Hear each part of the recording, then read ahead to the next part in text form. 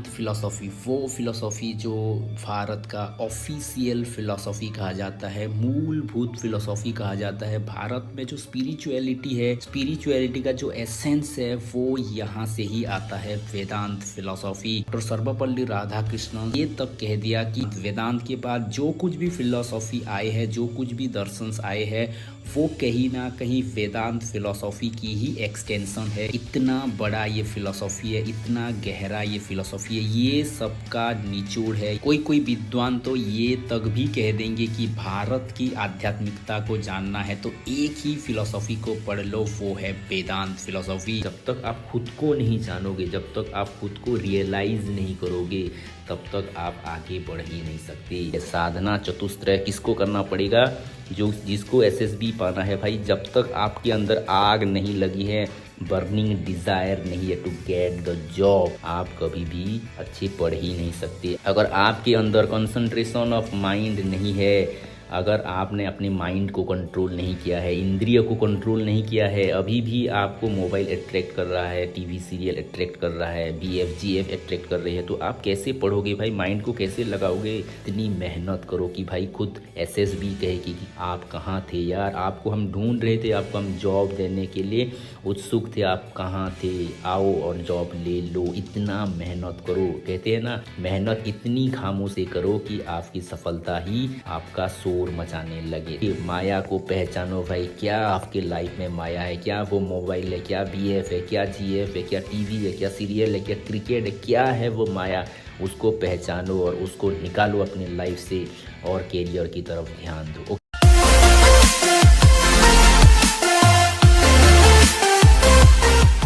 Hello dear aspirant, welcome to education with TV sir. और हम भारत की वो महान धरोहर, महान ज्ञान को पढ़ रहे थे।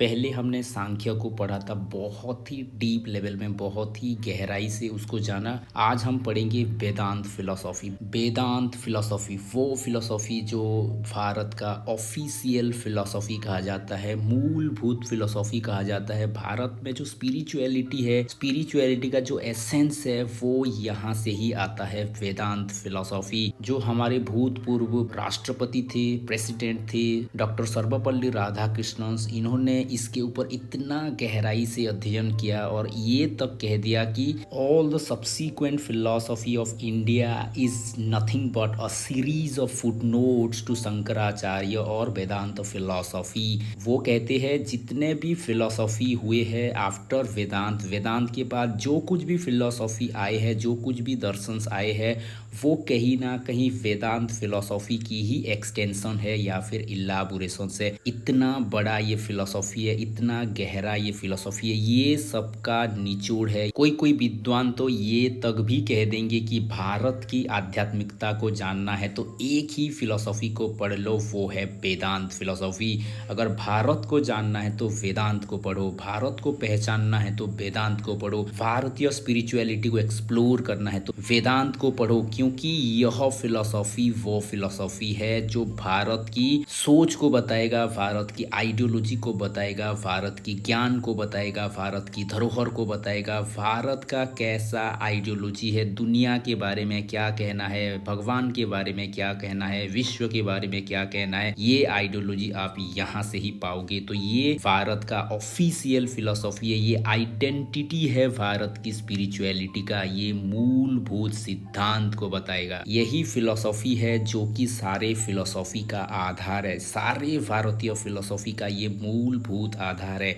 इसके नाम से ही हम इसको जान पाएंगे, वेदांत, वेद का अंत। वेदांत जैसे शब्द हो गया सिद्धांत, सिद्धांत का मतलब हो गया जहां सिद्धि का अंत हो गया, जहां सिद्धि खत्म हो गया, यानी कि सिद्धि का जो हाईएस्ट लेवल था वहां तक वो पहुंच गया, पीक लेवल तक वो पहुंच गया। अभी जो दिया जाएगा वो सबसे हाईएस्ट होगा, वो सबसे एब्सोल्यूट होगा, यानी कि सिद्धांत का मतलब हो गया सिद्धि का सर्वोच्च अवस्था, एब्सोल्यूट सिद्धि, उससे बियॉन्ड और कुछ भी नहीं, उससे परे और कुछ भी नहीं। ठीक वैसे ही वेदांत का मतलब हो गया वेद का अंत, वेद का नॉलेज जिस हद तक जा सकता था, जिस पीक तक जा सकता था, जिस एब्सोल्यूट तक जा सकता था, उसी तक वो पहुंच गया है, उसी को ही इंडिकेट किया जा रहा है वेदांत, यानी कि एब्सोल्यूट नॉलेज, सब सबसे उच्चतर नॉलेज, सबसे हाईएस्ट नॉलेज, सबसे एब्सोल्यूट नॉलेज जिसके बियॉन्ड और कोई नॉलेज हो नहीं सकता। ये सबसे हाईएस्ट नॉलेज है, सबसे गहरा नॉलेज है, सबसे प्रोमिनेंट नॉलेज है, सबसे बड़ा नॉलेज है। ये कहना है वेदांत शब्द का। तो वेदांत का मतलब ही हो गया सबसे हाईएस्ट, जिसके बियॉन्ड और कुछ भी नॉलेज नहीं है। तो इतना हाईएस्ट नॉलेज को हम पढ़ेंगे आज। तो ये वीडियो बहुत ही लंबा होने वाला है, 1 घंटे से तो ज़्यादा होगा ही होगा, कम से कम 1.5 घंटा होना चाहिए, क्योंकि बहुत सारा कॉन्सेप्ट इसमें आएगा। वेदांत फिलोसॉफी को गहराई से जानेंगे, स्पिरिचुअल एस्पेक्ट जानेंगे, एजुकेशनल एस्पेक्ट जानेंगे। इसके साथ साथ जो इनके बहुत सारे अनुयायी आएंगे, जैसे कि शंकराचार्य आएंगे, जैसे कि रामानुजाचार्य आएंगे, माधवाचार्य आएंगे, निम्बकाचार्य आएंगे, ये सारों का फिलोसॉफी को हम गहराई से जानेंगे। क्योंकि आप जो प्रिपेयर हो रहे हो असिस्टेंट प्रोफेसर की लेवल से हम जानने की कोशिश करेंगे, ताकि जब इंटरव्यू में आपको क्वेश्चंस पूछा जाए तो बेहतर ढंग में आप उसको बता पाए। और सबसे बड़ी बात है, ये आपके पीजीटी में भी आ रहा है एज वेल एज आपके डिग्री लेवल लेक्चरर में भी आ रहा है। तो दोनों पॉइंट ऑफ व्यू से बहुत ही इंपॉर्टेंट चैप्टर है। इसको स्टार्ट करेंगे बहुत ही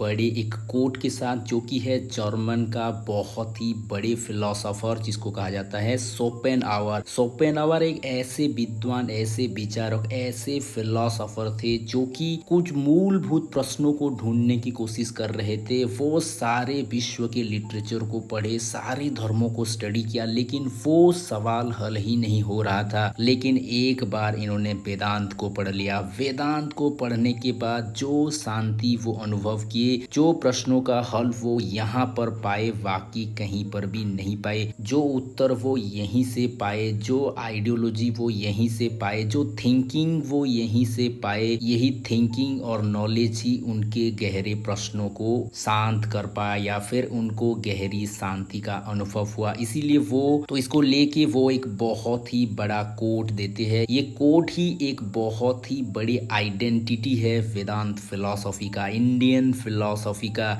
इसको लेके बहुत सारे कोट करते हैं, इसको लेके इंडिया को देखते हैं वेस्टर्न फिलोसोफर या फिर बाहर दुनिया के लोग। तो वो क्या कहते हैं, वो कहते हैं दुनिया में मैंने कई तरह के पुस्तकें पढ़े, कई तरह के धर्म पुस्तकें पढ़े, कई फिलॉसफी पढ़े, हजारों फिलॉसफी को स्टडी किया, लेकिन वेदांत जैसा बेनिफिशियल एलिवेटेड बुक्स मैंने कहीं पर भी नहीं देखा, जिसको पढ़ने के बाद मुझे गहरी शांति मिली है। It has been the solace of my life, और जिसको पढ़ने के बाद अब मैं शांति से मर सकता हूँ। This is the solace of my death. इतना गहरा ये फिलॉसफी है, इतना बेनिफिशियल, इतना एलिवेटेड, इतना बेस्ट फिलॉसफी है, इतना महान ये फिलॉसफी है, जिसके ज्ञान ने मुझे परम शांति पहुंचाया है, मेरे मन के द्विधा को शांत किया है। ये इतना बेहतरीन फिलॉसफी है, ये कहना है ग्रेट जर्मन फिलॉसफर शोपेनहावर का। तो इसके बारे में जानेंगे क्या है ये वेदांत फिलॉसफी। पहले देखेंगे इसका इंट्रोडक्शंस। वेदांत फिलोसॉफी को कहा जाता है ये स्पेकुलेटिव एस्पेक्ट ऑफ वेदास है, क्योंकि ये नॉलेज के बारे में बताता है। तो स्पेकुलेटिव एस्पेक्ट को जानने के लिए हमको पहले जानना पड़ेगा कि जो स्कूल ऑफ थॉट्स है इंडिया का, वो क्या क्या है। ओके, तो इंडियन स्कूल ऑफ थॉट्स को अगर हम देखेंगे, इंडियन फिलॉसफी को अगर हम देखेंगे, ये 2 तरह के होते हैं। ओके, एक होता है ऑर्थोडॉक्स और दूसरा होता है हेटेरोडॉक्स। तो ऑर्थोडॉक्स माना हो गया आस्तिक दर्शन और हेटेरोडॉक्स माना हो गया नास्तिक दर्शन। हेटेरोडॉक्स 3 स्कूल ऑफ फिलोसॉफी है, एक है बुद्धिज्म, दूसरा है जैनिज्म और तीसरा है चारवाक। तो बुद्धिज्म और जैनिज्म भी हम पढ़ेंगे क्योंकि हमारे सिलेबस में है। और ऑर्थोडॉक्स जो है सांख्य हो गया, योगा हो गया, न्याय हो गया, वैशेषिक हो गया, पूर्व मीमांसा और उत्तर मीमांसा, ये 6 है ऑर्थोडॉक्स। ऑर्थोडॉक्स माना हो गया जो वेदस को एक्सेप्ट करते हैं, those who accept the authorities of Vedas, वो हो गए ऑर्थोडॉक्स यानी कि आस्तिक दर्शन। ओके, और हेटेरोडॉक्स जो है वो है नास्तिक दर्शन। नास्तिक दर्शन का मतलब हो गया जो वेदस को रिजेक्ट करेंगे, जो वेदस को रिजेक्ट करते हैं वो हो गए हेटेरोडॉक्स। तो यहाँ पर 2-2 के हिसाब से ही ये काम करते हैं, जैसे सांख्य, योग, न्याय, वैशेषिक वैशेषिक, पूर्व मीमांसा, उत्तर मीमांसा। यानी कि पहला जो एस्पेक्ट होता है वो थ्योरेटिकल एस्पेक्ट होता है और दूसरा जो होता है वो अप्लाइड एस्पेक्ट होता है। लेकिन ये 6 को भी हम दो तरह से डिवाइड कर सकते हैं। ओके, दो तरह से डिवाइड कर सकते हैं। एक होता है बेस्ड ऑन वेदस, जो कि टोटली वेदस के ऊपर कॉन्सेंट्रेटेड होते हैं, वेदस के बारे में ही बताते हैं। और कुछ फिलोसॉफी ऐसे है जो कि इंडिपेंडेंट है। ओके, इंडिपेंडेंट है, यानी कि ऐसे आप कह सकते हो कि ये जो 6 है, 6 में से कुछ फिलोसॉफी ऐसे है जो कि टोटली वेदस के ऊपर बेस्ड है, यानी कि वेदस को ही एक्सप्लेन करेंगे, वेदस के बारे में ही ज्यादा बातें करेंगे। और कुछ ऐसे होंगे जो इंडिपेंडेंटली कुछ अलग अलग मुद्दों के ऊपर चर्चाएं करेंगे। तो इंडिपेंडेंट में 4 फिलोसॉफी आते हैं। ओके, तो पहला है सांख्य, फिर है योगा, फिर है न्याय और फिर है वैशेषिका। सांख्य ज्यादातर प्रकृति और पुरुष के बारे में बताएगा। यहाँ पर वेदस के बारे में इतना ज्यादा कॉन्सेप्ट नहीं आएगा, लेकिन किसके बारे में ज्यादा कॉन्सेप्ट आएगा? प्रकृति और पुरुष के बारे में। प्रकृति का नेचर क्या है, ये दुनिया कैसे निर्माण हो रहा है, कैसे इवोल्यूशन हो रहा है, पुरुष का नेचर क्या है, ये सारा कॉन्सेप्ट यहाँ पर आएगा। योगा में क्या आएगा? योगा में ये जो थ्योरेटिकल एस्पेक्ट यहाँ पर देख रहे हो, इसका प्रैक्टिकल एस्पेक्ट आएगा। लेकिन यहाँ पर ज्यादातर आप देखोगे बहुत सारे प्रैक्टिसेस की बातें यहाँ पर कहा जाएगा। फिर न्याय में ज्यादातर आप देखोगे यहाँ पर ज्यादातर लॉजिक के बारे में बताया जाएगा, विधि के बारे में बताया जाएगा, ट्रू नॉलेज को कैसे पाना है, कैसे वेरीफाई करना है, ये सारे यहाँ पर आएगा।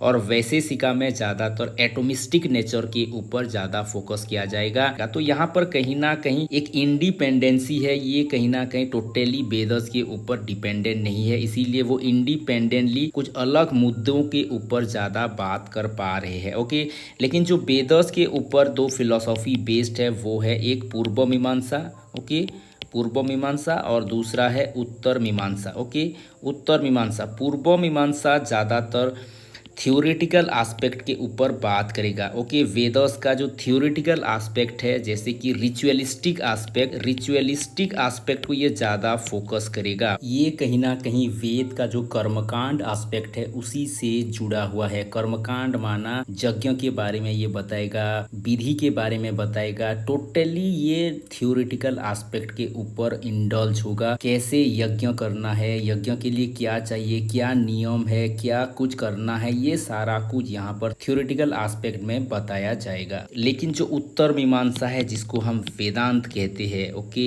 वेदांत, ये क्या करेगा? ये नॉलेज के बारे में बात करेगा, जिसको हम कहेंगे स्पेकुलेटिव एस्पेक्ट, क्योंकि यहाँ पर ज्यादातर ब्रह्म की बात किया जाएगा, नॉलेज की बात किया जाएगा, ज्ञान तत्व की बात किया जाएगा, इसीलिए इसको कहा जा रहा है स्पेकुलेटिव एस्पेक्ट ऑफ वेदांत। ये भी क्वेश्चंस आ जाते हैं, इसको भी अच्छे से याद करना है। ओके, तो दो ही है, एक हो गया रिचुअलिस्टिक एस्पेक्ट, दूसरा हो गया स्पेकुलेटिव एस्पेक्ट। तो हम पढ़ेंगे वेदांत फिलोसॉफी, जिसको कहा जा रहा है उत्तर मीमांसा। तो ये था वेदांत का स्पेकुलेटिव एस्पेक्ट, यानी कि ये ज्ञान के बारे में बता रहा है। फिर वेदांत का रियल मीनिंग क्या है व इटामोलॉजिकल मीनिंग क्या है वो भी थोड़ा देख लेते हैं।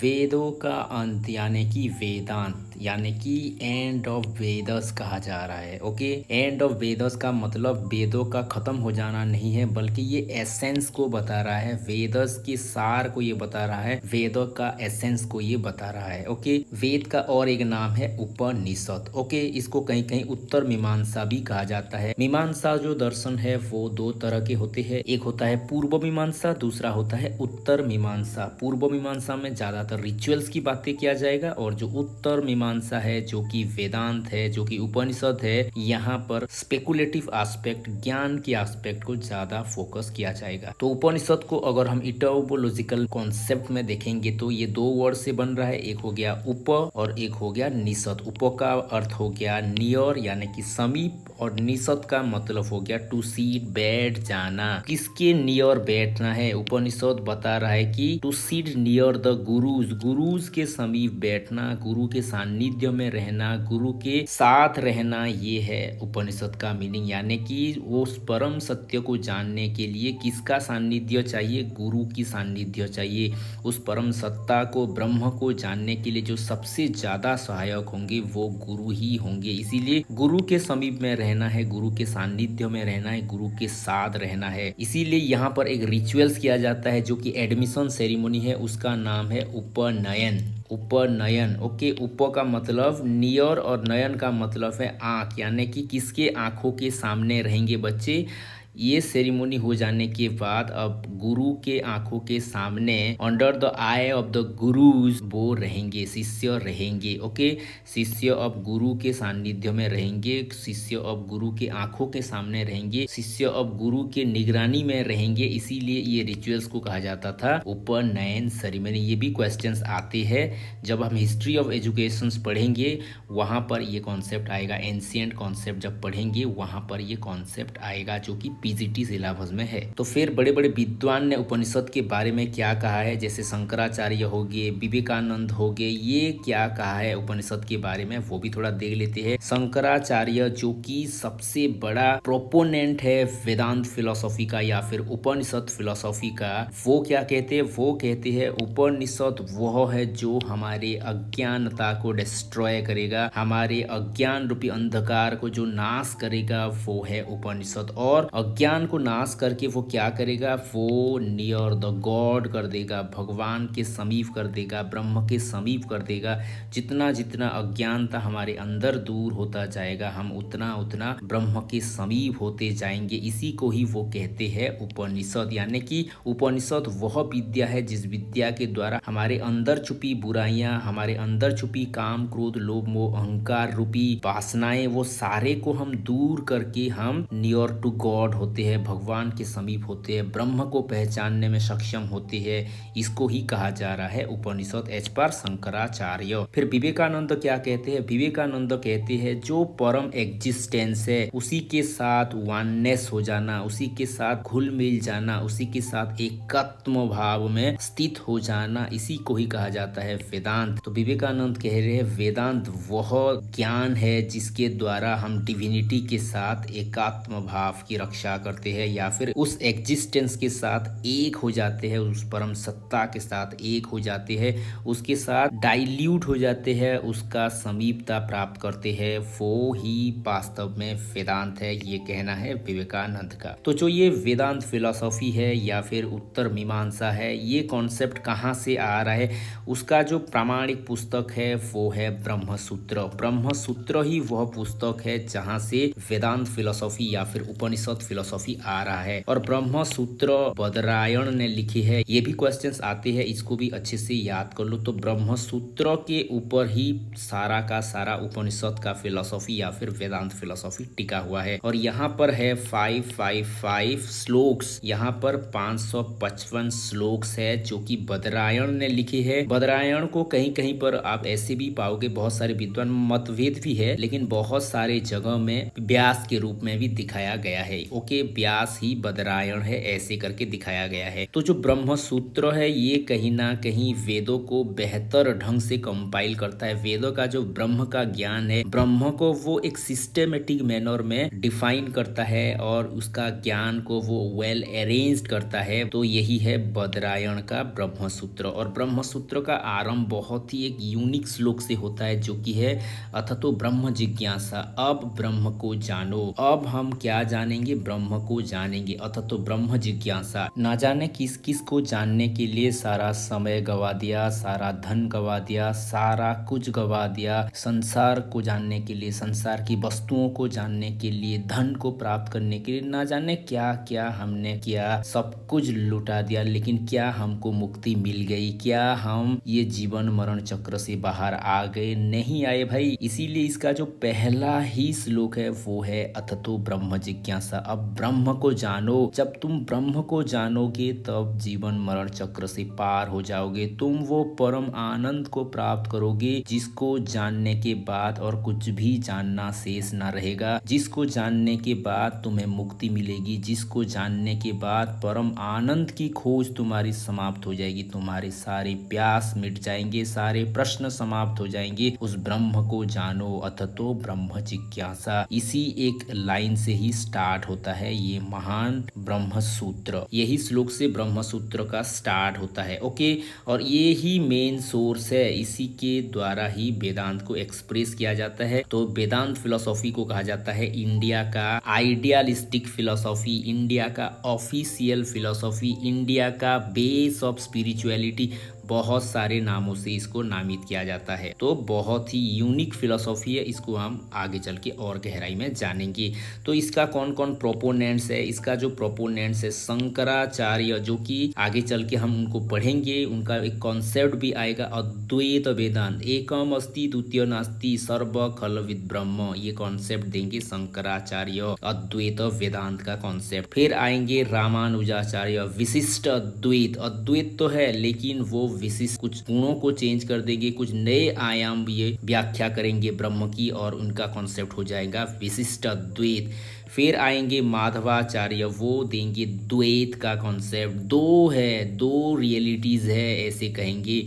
फिर आएंगे निम्बकाचार्य, फिर वल्लभाचार्य, श्रीकांतचार्य, ऐसे करके बहुत सारे विद्वान आएंगे जो कि उपनिषद को वेराइटीज वे में अलग अलग ढंग में रिप्रेजेंट करने की कोशिश करेंगे। और मॉडर्न इंडिया में भी बहुत सारे विद्वान हुए हैं जो कि वेदांत फिलोसॉफी को फॉलो करते हैं, जैसे कि विवेकानंद हो गए, श्री अरविंद हो गए, महात्मा गांधी हो गए, दयानंद सरस्वती हो गए। ये सारे मॉडर्न फिलोसोफर है जो कि वेदांत के ऊपर फोकस करते हैं या फिर उपनिषद के ऊपर फोकस करते हैं। इनको कहीं कहीं ऐसे भी लिखा हुआ होता है ये नियो वेदांतीन है, नियो वेदांतीन। हम आगे चल के पढ़ेंगे भी नियो वेदांतीन क्या है और ओल्ड वेदांत क्या है, क्योंकि नियो वेदांतीन जो है वेदांत के सारे कॉन्सेप्ट को मानेंगे लेकिन कुछ कुछ कॉन्सेप्ट को वो रिजेक्ट करेंगे और कुछ कुछ कॉन्सेप्ट को वो अपने हिसाब से या फिर दुनिया के हिसाब से कुछ चेंज भी करेंगे। इसीलिए इनको कहा जाता है मॉडर्न वेदांतीन या फिर नियो वेदांतीन, नियो वेदांतीन। तो क्या है इसका main fundamental principle, main ideology क्या है?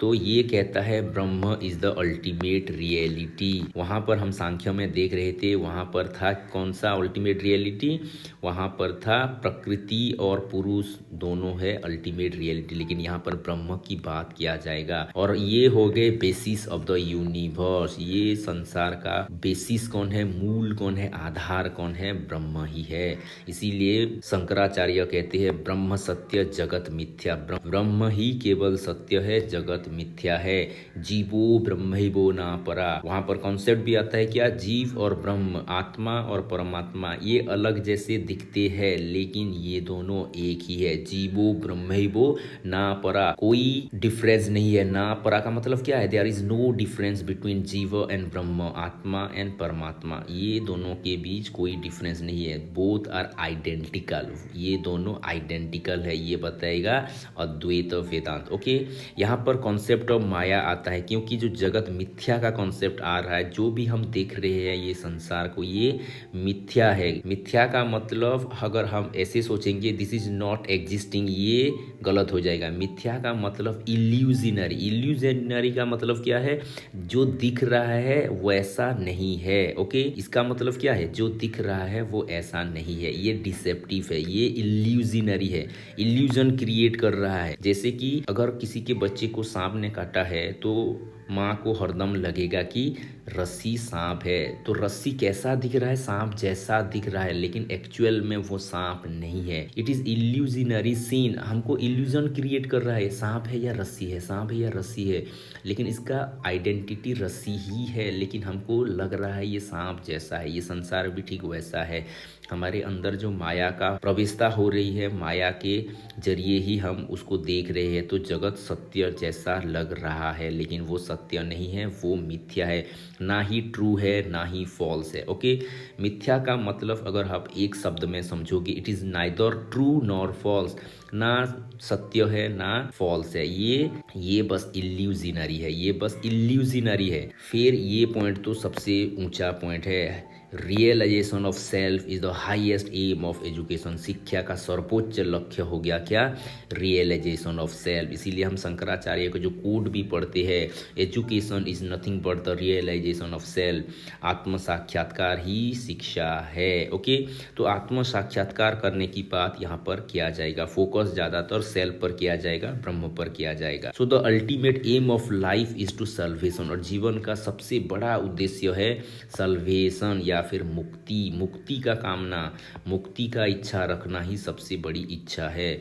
और मुक्ति के लिए ये बहुत सारे प्रोसेस बताएंगे, क्या करना है क्या नहीं करना है। True knowledge can gives off इमांसिपेशन। अगर मुक्ति चाहिए तो आपको सत्य ज्ञान की खोज करना पड़ेगा। ओके, सा विद्या जहाँ विमुक्त, ऐसा विद्या को आपको ढूंढना पड़ेगा जो विद्या आपको मुक्ति दे। ट्रू नॉलेज ही आपको इमांसिपेशन दे सकता है, सल्वेशन दे सकता है। और ये ज्ञान को पाने के लिए वेदांत फिलॉसफी क्या करेगा?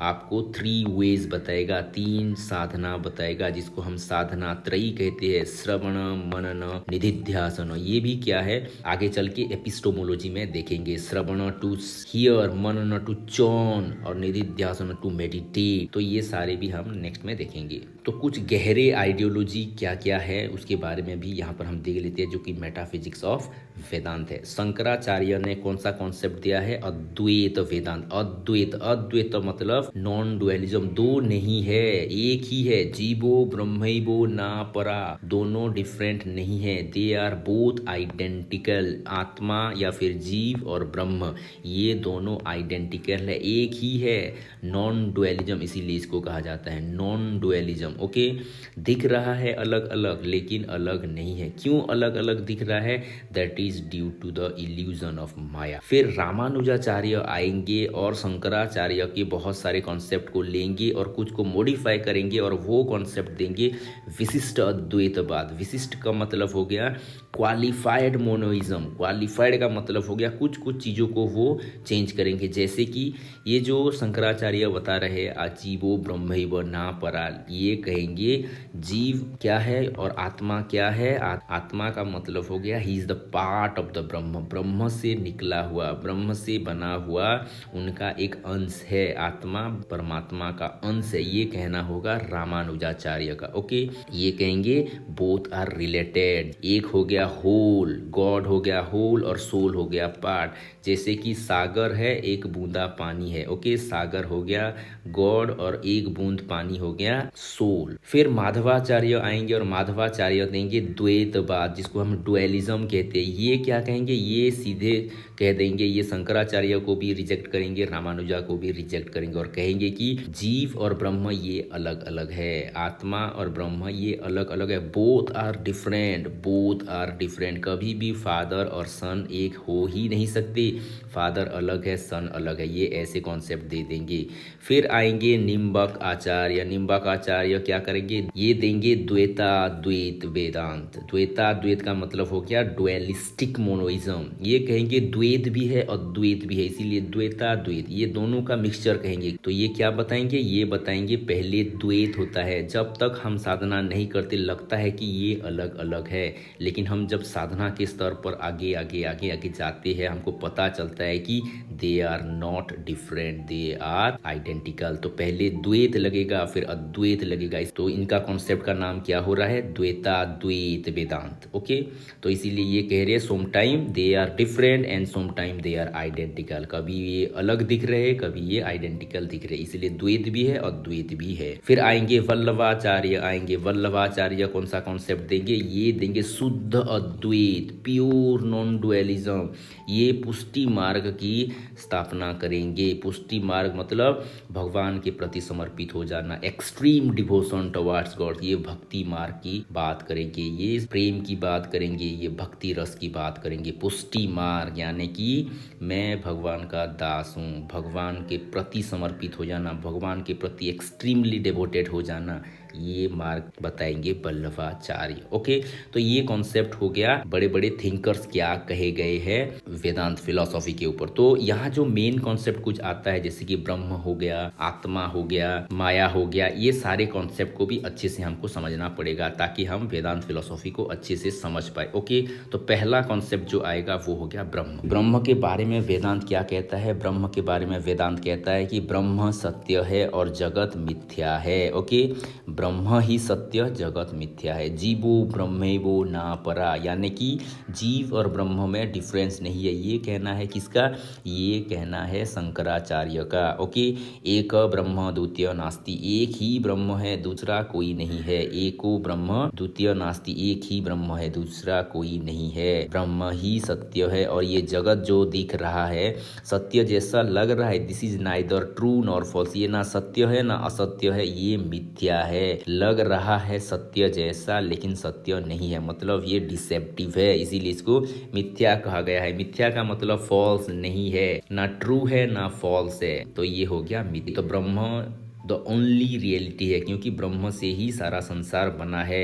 He is the only truth, ये ब्रह्म ही ओनली ट्रूथ है। बाकी सारे जो हम देख रहे हैं ये सारे इल्यूजन क्रिएट कर रहे हैं। ओके, ब्रह्म इटर्नल है, ये हमेशा रहते हैं, इटर्नल, इनफानाइट है। ओके, इनफानाइट और इनकॉर्पोरियल भी है। He is the cause of everything, वही कारण है, वही कारण है ये संसार का। Okay, he is the creator, sustainer and destroyer. जब हम गॉड कह रहे हैं, GOD, जी मतलब जेनरेटर और क्रिएटर, ओ मतलब ऑपरेटर या फिर सस्टेनर, और D मतलब डिस्ट्रॉयर, डिस्ट्रॉयर मतलब जो डिस्ट्रॉय करेगा। तो ये क्या है?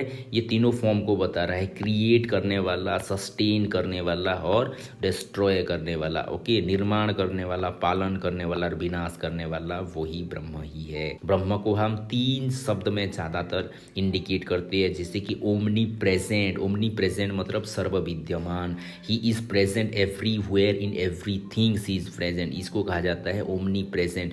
फिर हो गया ओमनी पोटेंट। ओमनी पोटेंट का मतलब हो गया उसका जो पोटेंशियबिलिटी है बहुत हाई है, यानी कि वो सर्वशक्तिमान है, वो कुछ भी कर सकता है, every power he has. Okay, फिर हो गया ओमनी सेंट। ओमनी सेंट का मतलब हो गया he has knowledge of everything, उसके पास सभी चीज़ों का ज्ञान है, वो ज्ञान का सागर है। ये सर्वशक्तिमान हो गया, ये सर्व विद्यमान हो गया। उनको कहा जाता है सत चित आनंद। परमात्मा हमेशा सदा सत है, सदा चित है और सदा आनंद में स्थित रहने वाला है। Okay, there are 2 forms of Brahma. Vedanta पढ़ोगे तो ये एक कॉन्सेप्ट आएगा कि ये 2 ब्रह्म की बात कर रहा है। ज्यादातर ये कौन बताएंगे? ये शंकराचार्य बताएंगे। शंकराचार्य कहते हैं देयर आर 2 टाइप्स ऑफ ब्रह्म या फिर 2 फॉर्म्स ऑफ ब्रह्म। एक को कहेंगे वो पर ब्रह्म। ओके, पर ब्रह्म, और दूसरा को कहेंगे वो अपर ब्रह्म। पर ब्रह्म का मतलब हो गया हायर ब्रह्म, निर्गुण ब्रह्म। क्योंकि निर्गुण क्यों कहा जा रहा है? निर्गुण का मतलब है ये अनकंडीशन है, किसी कंडीशन में बंधा हुआ नहीं है, ये अनडिटरमाइंड है, इसको आप कैसी भी हालत में डिटरमाइन कर ही नहीं सकते। जो सारे गुणों से, सारे भावनाओं से परे है वही तो हायर ब्रह्म है, निर्गुण ब्रह्म। किसी गुणों से आप उसको आइडेंटिफाई कर नहीं सकते, किसी भी तरीके से उसको आप एक्सप्रेस कर ही नहीं सकते। जो सभी लक्षणों से पार है वही वास्तव में पर ब्रह्म है। इतने बहुत ही हाई लेवल की आप उसको वर्णन कर ही नहीं सकते, वो सभी वर्णनों से पार है। क्योंकि जब वर्णन करने की कोशिश करोगे या फिर गुण के आधार पे, नाम के आधार पे या फिर किसी भी चीज के आधार पे, तो वो लिमिटेड हो जाएगा। लेकिन वो लिमिटेड नहीं है, वो तो अनलिमिटेड है, वो सारे लिमिट से परे है। ही इज बियॉन्ड एवरीथिंग, इसीलिए उसको कहा जा रहा है पर ब्रह्म और हायर ब्रह्म। अगर आप देखोगे जो जनरल पीपुल होते हैं कैसे वर्शिप करे, कैसे गॉड को माने, कैसे उसको पूजन करे, गायन करे, उसका स्तुति करे, इसके लिए पर ब्रह्म बहुत ही गहरा कॉन्सेप्ट है, ये ऑर्डिनरी लोगों की समझ में नहीं आता। इसीलिए फिर एक ब्रह्म का वो कल्पना करते हैं, कौन? शंकराचार्य, एक अपर ब्रह्म जिसको सगुण ब्रह्म कहते। भक्ति के लिए ये सगुण ब्रह्म आ जाता है, क्योंकि यहाँ पर गुणों के आधार पर हम भगवान को देखेंगे, आकार फॉर्म में भगवान को देखेंगे, उनके नॉलेज के फॉर्म में भगवान को देखेंगे और उसके रूप के आधार पर हम उसका स्तुति करेंगे, हम उसका उसका गुणगान करेंगे, हम उसका वर्णन करेंगे। ओके, तो ये दो प्रकार के ब्रह्म हो गए, पर ब्रह्म और अपर ब्रह्म। पर ब्रह्म बहुत ही हायर है, सभी गुणों से पार है, इसीलिए निर्गुण और सगुण का कॉन्सेप्ट भी आपने देखा होगा। जो निर्गुण का मतलब है गुण नहीं है, जो सभी गुणों से परे है, सभी गुणों से, क्योंकि एक गुण में आप अगर उनको एक्सप्रेस करने की कोशिश करोगे तो वो लिमिटेड ही हो जाएगा। ओके, तो लिमिटेड हो गया तो ब्रह्म कॉन्सेप्ट का जो एसेंस है वो निकल जाएगा, इसीलिए वो सभी गुणों से परे है। ओके, लेकिन भक्ति के लिए हमको उनको आकार देना ही पड़ता है। आकार का मतलब उनका जो अभी हम आइडियल वर्शिप कर रहे हैं भगवान का, वो क्या है, वो सगुण ब्रह्म का ही परिकल्पना है। ओके, लेकिन शंकराचार्य क्या कहेंगे, सबसे अल्टीमेट है पर ब्रह्म। ओके, तो अपर ब्रह्म का उन्होंने नाम दिया है क्या, ईश्वर नाम दिया है। जो ईश्वर हम कॉन्सेप्ट कहते हैं वो कॉर्पोरियल ब्रह्म है जिनको हम वर्शिप कर रहे हैं। ओके, फिर ब्रह्म के अस्तित्व को लेके कुछ प्रमाण दिए हैं शंकराचार्य ने, ज़्यादातर 4-5 प्रमाण दिए हैं। वो प्रमाण को भी थोड़ा देख लेते हैं ताकि एक अच्छा आइडिया आए कि ब्रह्म को कैसे उन्होंने साबित किया है कि ब्रह्म होते हैं और ब्रह्म का ये प्रूफ है। ओके, वो प्रूफ को भी देख लेते हैं। तो शंकराचार्य जो पहला प्रूफ देते हैं उसी प्रूफ को कहा जाता है श्रुति प्रमाण। ओके, श्रुति प्रमाण। श्रुति प्रमाण मतलब जो बड़े बड़े पुस्तकें हैं जैसे कि उपनिषद हो गया, गीता हो गया, ब्रह्म सूत्र हो गया, जहाँ पर ब्रह्म के बारे में इतने गहरे गहरे कॉन्सेप्ट दिए गए हैं, वहाँ पर ही ब्रह्म का प्रमाण मिलता है। ये श्रुति प्रमाण है। जैसे हम वर्ड टेस्टिमोनी पढ़ते हैं, 6 तरह के प्रमाण जो पढ़ते हैं, वर्ड टेस्टिमोनी यहाँ से आएगा। ओके, वहाँ पर लिखा गया है, वहाँ पर वर्णन किया गया है, तो ये भी एक प्रमाण है। ओके, उपनिषद, गीता और ब्रह्मसूत्र ये तीनों को कोट करते हैं शंकर। तो श्रुति प्रमाण हो गया पहले टाइप का प्रमाण। फिर दूसरे टाइप का प्रमाण जो वो कहते हैं वो है साइकोलॉजिकल प्रमाण, साइकोलॉजिकल प्रूफ। साइकोलॉजिकल एविडेंस क्या है या फिर साइकोलॉजिकल प्रूफ क्या है, वो कहते हैं जीवो ब्रह्मैवो ना परा, जीव और ब्रह्म दोनों एक ही है, आत्मा और ब्रह्म एक ही है। तो हम अपने आप को अनुभव करते हैं, हम अपने आप को महसूस करते हैं, हम है, ये महसूसता हमारी होती है। हर मनुष्य अपने आप को महसूस कर पाते हैं।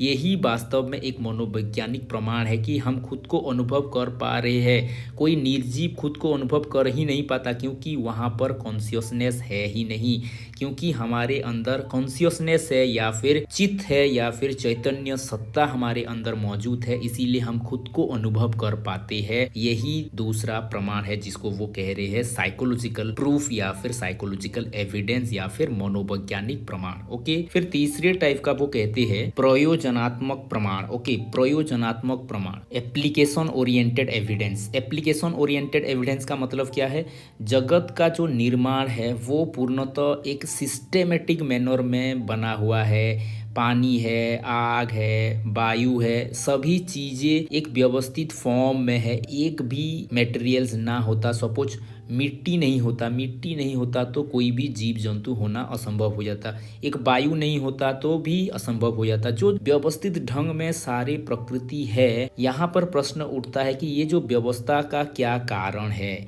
इस व्यवस्था का कोई जड़ कारण तो नहीं हो सकता। शंकराचार्य बता रहे हैं कि ये जो व्यवस्था है, यह व्यवस्था किसी जड़ का हो नहीं सकता, ये व्यवस्था कोई ना कोई चेतन का हो सकता है। कोई ना कोई चेतन है, कोई ना कोई कॉन्शियसनेस है, कोई ना कोई एब्सोल्यूट कॉन्शियसनेस है जो कि इसका कारण है, और उस एब्सोल्यूट कॉन्सेप्ट को वो कहते हैं ब्रह्म।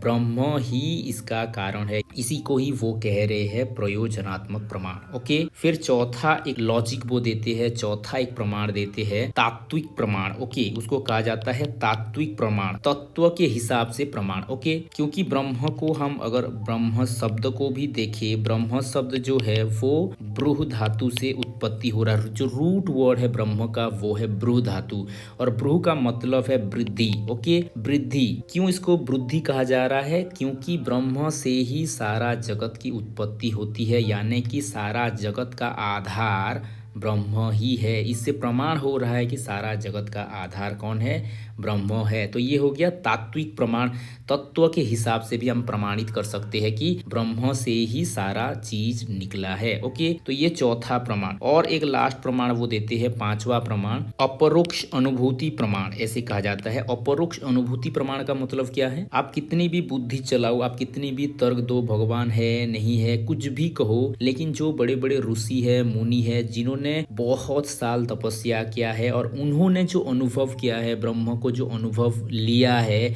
वो अनुभव के आगे सारा ज्ञान फीका पड़ जाता है, सारी लॉजिक फीकी पड़ जाती है। क्योंकि जब एक बार आपको अनुभव हो जाता है, उससे बड़ा प्रमाण कुछ भी नहीं है, अनुभव से बड़ी प्रमाण और कुछ भी नहीं है। तो अपरोक्ष अनुभूति जब हो जाता है, उससे बड़ा प्रमाण कुछ भी नहीं है।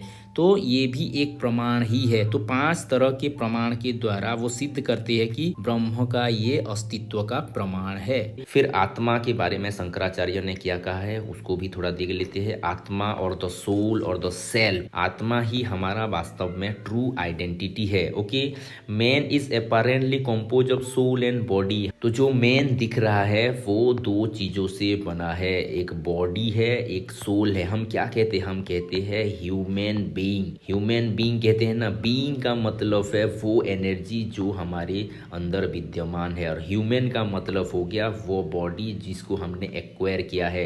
ह्यूमन शब्द किससे आता है? ह्यूमस से आता है। ह्यूमस का मतलब हो गया सॉयल, यानी कि ये जो 5 एलिमेंट से बना हुआ बॉडी है, इसको ही हम ह्यूमन कह रहे हैं। तो ये दोनों का कॉम्बिनेशन से हो रहा है ह्यूमन बीइंग, यानी कि सोल भी है, बॉडी भी है।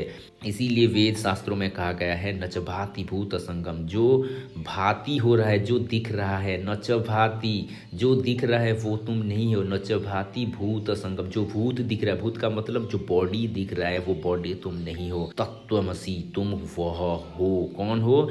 धाउ आर्ट दैट, ये शंकराचार्य कहेंगे। धाउ आर्ट दैट का मतलब तत्वमसी, तुम वह हो, तुम वह चैतन्य सत्ता हो, तुम वह शक्ति हो, वह आध्यात्मिक शक्ति हो जिसको आत्मा कहा जाता है, जिसको सोल कहा जाता है, कहीं कहीं उसको जीवन कहा जाता है। जीवन था, जीवन चला गया। ये क्या है? जीवन को हम आत्मा के साथ सिनोनिमस यूज कर रहे हैं। ओके, धाउ आर दैट, इसको समझ लेना, इसको जान लेना। इसीलिए तो शंकराचार्य कह रहे हैं इसको जान लेना ही वास्तव में ज्ञान है। आत्म साक्षात्कार ही एजुकेशन है। आत्म साक्षात्कार का मतलब क्या है? जब तक आप खुद को नहीं जानोगे, जब तक आप खुद को रियलाइज नहीं करोगे, तब तक आप आगे बढ़ ही नहीं सकते।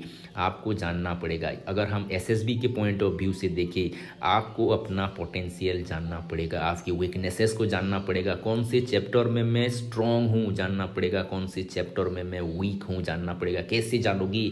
जब पढ़ोगे, जब PYQ लगाओगे, तब पता चलेगा कि कितना मैंने पढ़ा है, कितना मैंने समझा है। क्योंकि कुछ क्वेश्चंस कर पा रहे हो, कुछ क्वेश्चंस कर ही नहीं पा रहे हो, बहुत ही कन्फ्यूजन आ रहा है, it means you are lack of that knowledge. आपके पास वो नॉलेज नहीं है। ये तो है अपना साक्षात्कार करना ना। आप अपने आप को देख रहे हो, आप अपने आप के पोटेंशियल को जान पा रहे हो, that is called as self realisation. Okay, तो ये हो गया धाउ आर्ट दैट, जो दिख रहा है वो तुम नहीं हो। तो आत्मा क्या हो गया? आत्मा हो गया इनफानाइट, इटर्नल एंड इमोर्टल। क्योंकि हम श्लोक से भी कहते हैं क्या? नैनम छिंदंती शस्त्राणी नैन्यम दहति पावका। ये कॉन्सेप्ट क्या है? ये इसको बता रहा है। ये इमोर्टल है, कभी मरेगा नहीं। ये इटर्नल है, शाश्वत है, ये हरदम रहेगा। और ये इनफानाइट भी है। ओके, और इसको कहा जाता है ये प्योर कॉन्शियसनेस है। प्योर कॉन्शियसनेस मतलब साक्षी दृष्टा है, इसमें कोई भी लेप छेप लगता ही नहीं है, ये निर्लेप है। ये जो निर्लेप कॉन्सेप्ट है हमने कहाँ पढ़ा था? सांख्य फिलोसॉफी में पढ़ा था। ये प्योर कॉन्शियसनेस है, साक्षी है। ओके, ये साक्षी दृष्टा है, साक्षी दृष्टा बस ये देख रहा है। ओके, तो सोल और ब्रह्म को लेकर के जो वेदांत के बहुत सारे ब्रांचेस बने हैं, यहाँ पर आप देख सकते हो। Soul and Brahma is no different कहने वाला शंकर है। अद्वैत, द्वैत है ही नहीं, ड्वेलिस्टिक नेचर है ही नहीं, ये दोनों एक ही है। अद्वैत हो जाएगा। ओके, तो ये हो गया शंकराचार्य का। फिर कहेंगे माधवाचार्य जो आएंगे वो कहेंगे नहीं नहीं ये दोनों डिफरेंट है, both are different, both are different. Okay, soul is different from Brahma, ये कहेंगे माधवाचार्य। लेकिन रामानुजाचार्य कहेंगे soul is a part of Brahma. Okay, तो सोल को ये अलग अलग वे में डिफाइन करेंगे। कोई कहेगा ये ब्रह्म के साथ आइडेंटिकल है, कोई कहेगा ब्रह्म की पार्ट है, कोई कहेगा ब्रह्म से टोटली डिफरेंट है।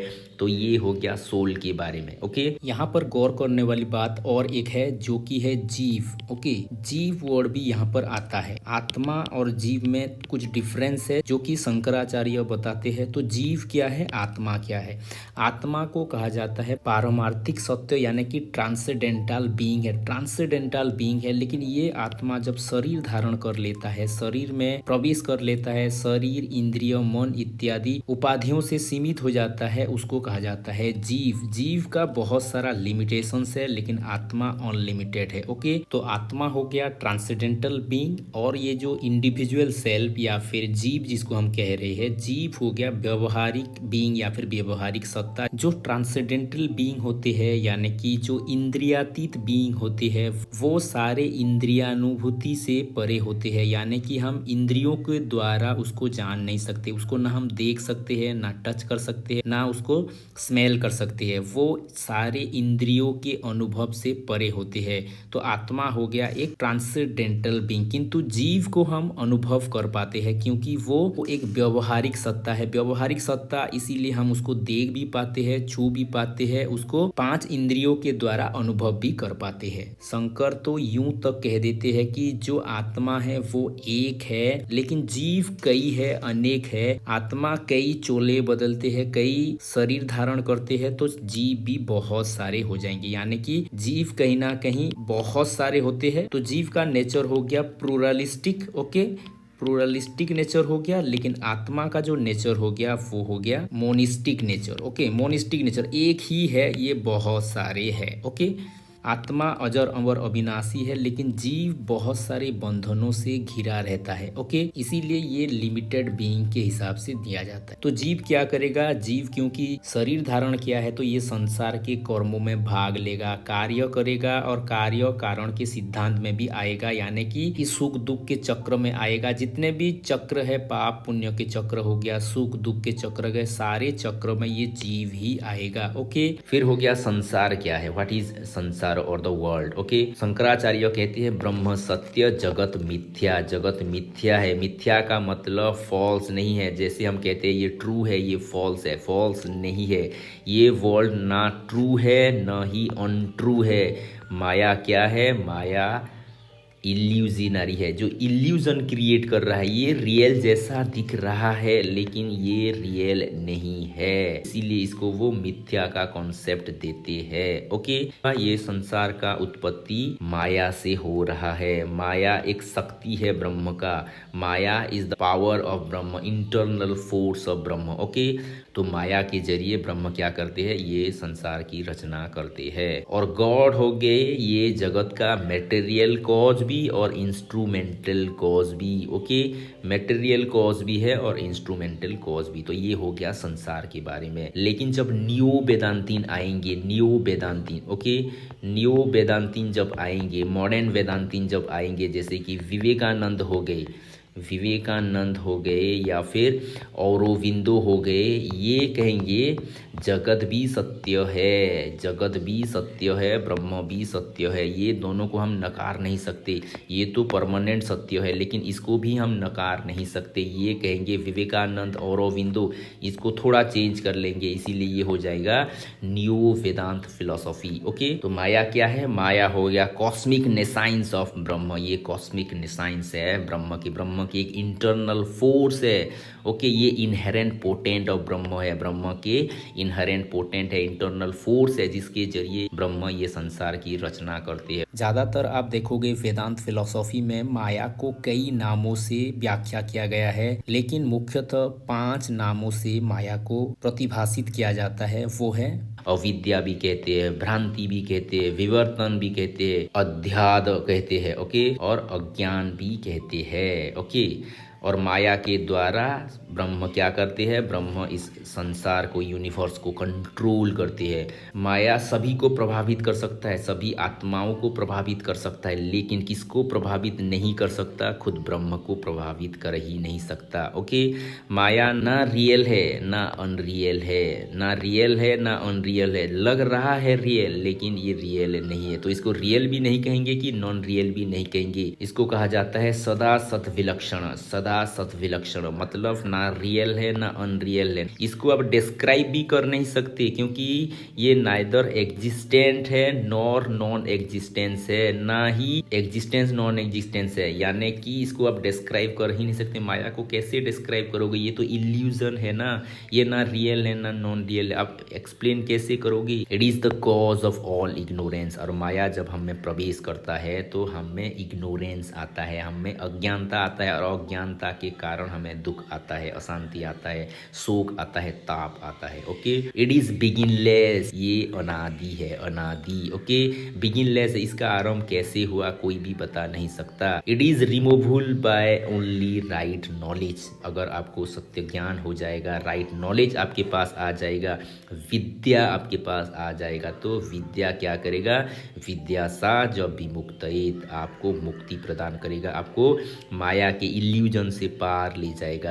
It is material and unconscious, ये मेटेरियल भी है और अनकॉन्शियस भी है, यानी कि ये जड़ है, जड़, माया जड़ है, ये कहना है वेदांत फिलॉसफी का। क्योंकि संसार में कुछ चीजें ऐसी है जो हमें सुख देता है, कुछ चीजें ऐसी भी होती है जो हमें दुख देता है, और कुछ चीजें ऐसी भी होती है जो ना सुख देता है ना दुख देता है। तो जैसे हमने सांख्यों में पढ़ा था, सांख्यों में ये दुनिया जो निर्माण हो रहा है ये कहीं ना कहीं प्रकृति ही इसके लिए जिम्मेदार है, प्रकृति का ही ये मैनिफेस्टेशन है। ठीक वैसे ही यहाँ पर भी ब्रह्म माया के द्वारा ही ये दुनिया का निर्माण कर रहे हैं, यानी कि ये दुनिया का कहीं ना कहीं मूलभूत जो आधार आएगा वो माया ही होगा। तो शंकर का जो माया का कॉन्सेप्ट है और जो सांख्यों का प्रकृति का कॉन्सेप्ट है उसमें बहुत सारे सिमिलरिटीज है, उसको भी थोड़ा बहुत जान लेते हैं क्योंकि ये असिस्टेंट प्रोफेसर एग्जाम में पूछे जाते हैं। ओके, जैसे सांख्यों में हम प्रकृति को कहते हैं ये त्रिगुणमयी है, यानी कि 3 गुण यहाँ पर है, जैसे सत रजतम हो गया,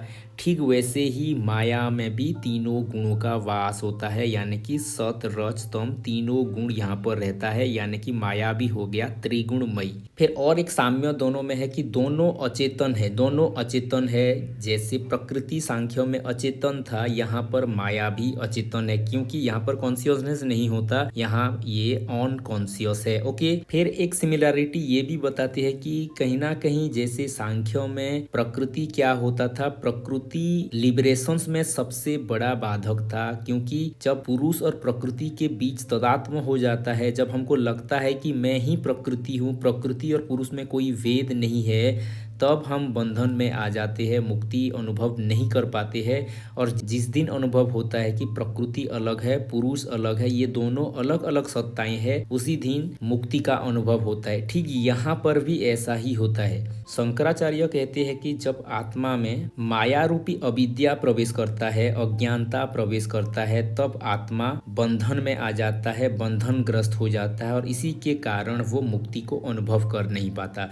और जिस दिन यह अज्ञानता दूर हो जाता है, यानी कि इसके अंदर सत्य ज्ञान इसमें प्रवेश करता है, तो माया का जो इल्यूजन है वो समाप्त हो जाता है। ये भी कहीं ना कहीं सिमिलरिटीज है। ओके, ये तो हो गया समानता, क्या क्या समानता है। फिर माया और प्रकृति में बहुत सारे डिफरेंसेस भी है, वो डिफरेंसेस भी थोड़ा बहुत हम देख लेते हैं, क्योंकि सांख्य 2 रियलिटी की बात करता है, प्रकृति और पुरुष, और दोनों सत्ताएं स्वतंत्र है, दोनों सत्ताएं इंडिपेंडेंट है। लेकिन यहाँ पर माया इंडिपेंडेंट नहीं है, माया परतंत्र है, माया डिपेंडेंट है। ये किसके ऊपर डिपेंड कर रहा है, ये कहीं ना कहीं ब्रह्म के ऊपर डिपेंड कर रहा है, माया आश्रित है ब्रह्म के ऊपर। फिर जो दूसरा सबसे बड़ा अंतर है, क्योंकि सांख्यों में जो प्रकृति है, प्रकृति पुरुष दोनों रियल होते हैं, तो रियल आइडेंटिटी को बयां करते हैं। ओके, लेकिन माया ना रियल है ना अनरियल है, ये डिसेप्टिव है, ये इल्यूजनरी है। फिर माया का फंक्शंस क्या है, ये फंक्शंस भी थोड़ा देख लेते हैं। ओके,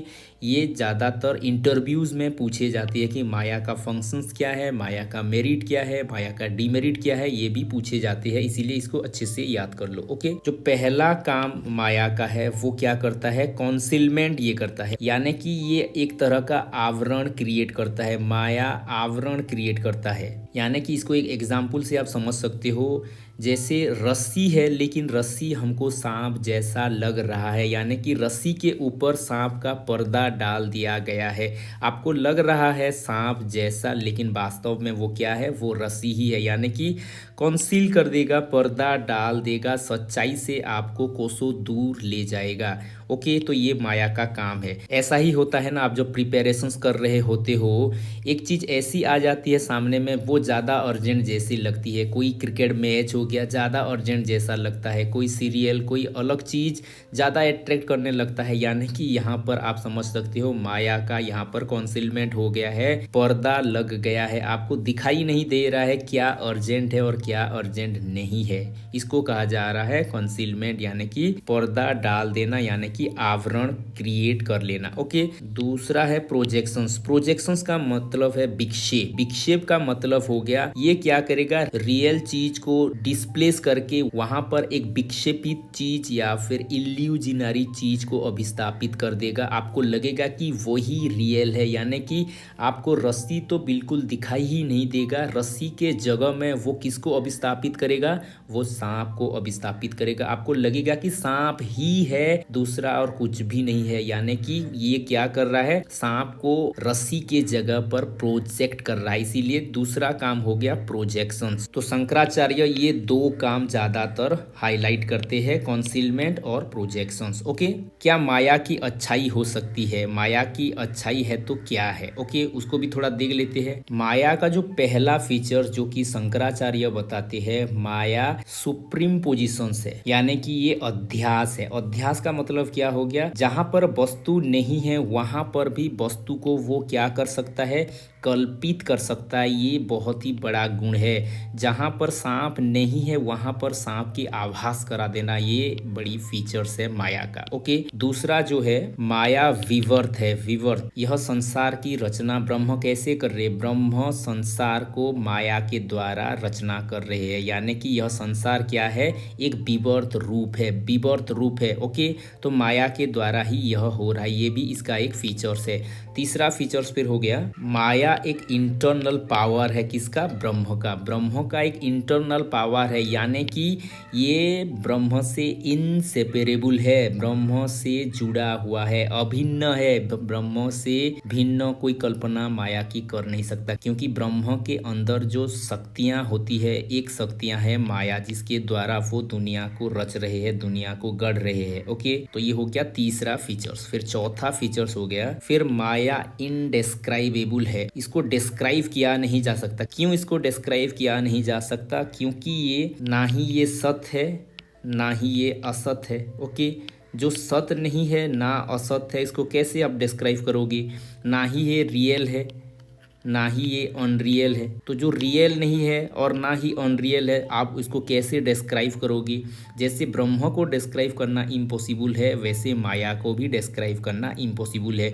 इसीलिए शंकराचार्य को एक वर्ड यूज करना पड़ा, जो कि है मिथ्या का एक वर्ड इन्होंने यूज किया, मिथ्या, ये वर्ड इन्होंने यूज किया। फिर पांचवा फीचर्स है, माया का आश्रय स्थान क्या है, लिविंग प्लेस क्या है, कहाँ पर ये आश्रित होता है, कहाँ पर ये रहता है। माया का आश्रय स्थान है ब्रह्म, ब्रह्म में ही ये रहता है। ओके, ब्रह्म में ही ये लीव करता है, रहता है। ओके, फिर छठा है, ये परमानेंट नहीं है, टेम्पोरल है, टेम्पोरल है। अभी अविद्या आया इसीलिए इल्यूजन क्रिएट हो गया, उसको हम रियलिटी मानने लगे। फिर ज्ञान जब आ गया हम उस इल्यूजन से पार हो गए, यानी कि ये कहीं ना कहीं परमानेंसी की बात नहीं कर रहा है, टेम्पोररीनेस की ये बात कर रहा है, यानी कि माया टेम्पोररी है।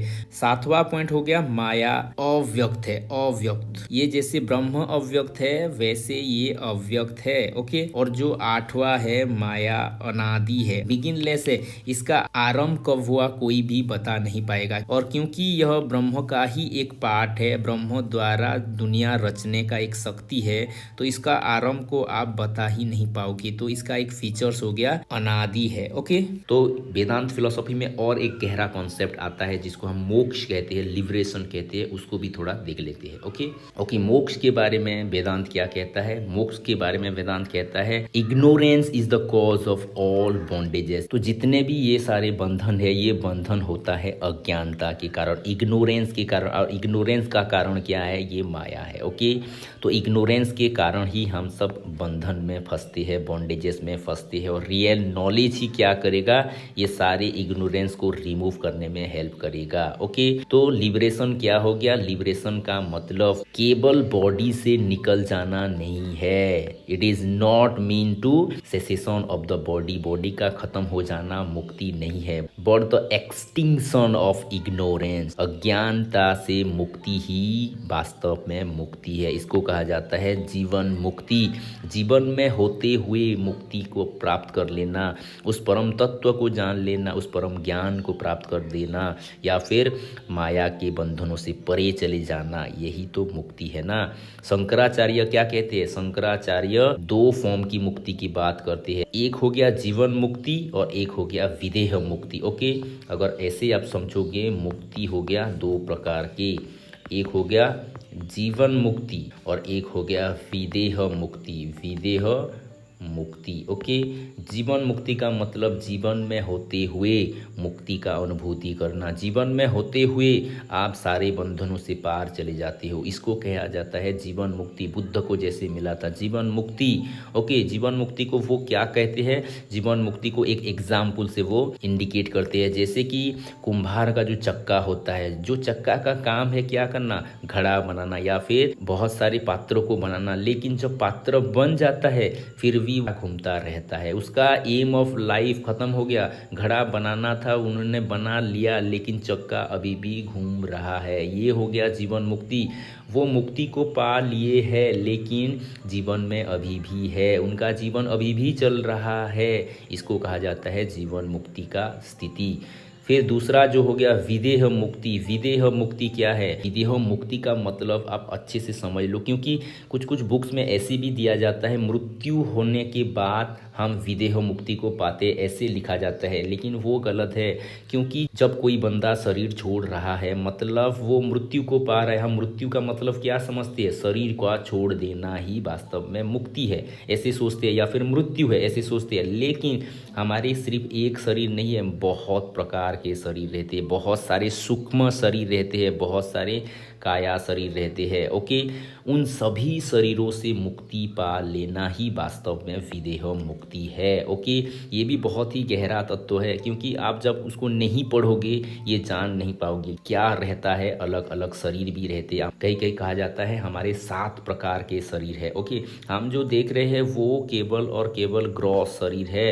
ये जो देख रहे हैं ये स्थूल शरीर है। ऐसे करके बहुत सारे हमारे शरीर रहते हैं। ज्ञान का शरीर रहता है। और के हिसाब से भी कोई कोई एक्सप्लेन करते हैं कि 7 चक्र है और एक एक चक्र के आधार पर एक एक बॉडी का निर्माण होता है, ऐसे भी बहुत सारे कहते हैं। मतलब बहुत सारे सूक्ष्म शरीर होता है। ये सारा का निचोड़ क्या है? हमारे बहुत सारे सूक्ष्म शरीर भी होते हैं जो कि सारे कनेक्टेड रहते हैं। तो ये धीरे धीरे करके हमारा शरीर छूटता जाता है। इसीलिए हम जो बॉडी कोई छोड़ता है तो हम रिचुअल्स करते हैं। क्यों रिचुअल्स करते हैं? क्योंकि वो कुछ कुछ टाइम में जो हमारे एंसेस्टर हुए हैं, जो हमारे ऋषि मुनि हुए हैं, उन्होंने जो रिसर्च करके देखा है कि एक सोल जब शरीर छोड़ रहा है, पहले तो वो स्थूल शरीर छोड़ रहा है लेकिन बाकी जो सूक्ष्म शरीर उसके साथ है, फिर धीरे धीरे कुछ कुछ टाइम के बाद एक एक शरीर छूटता जाता है।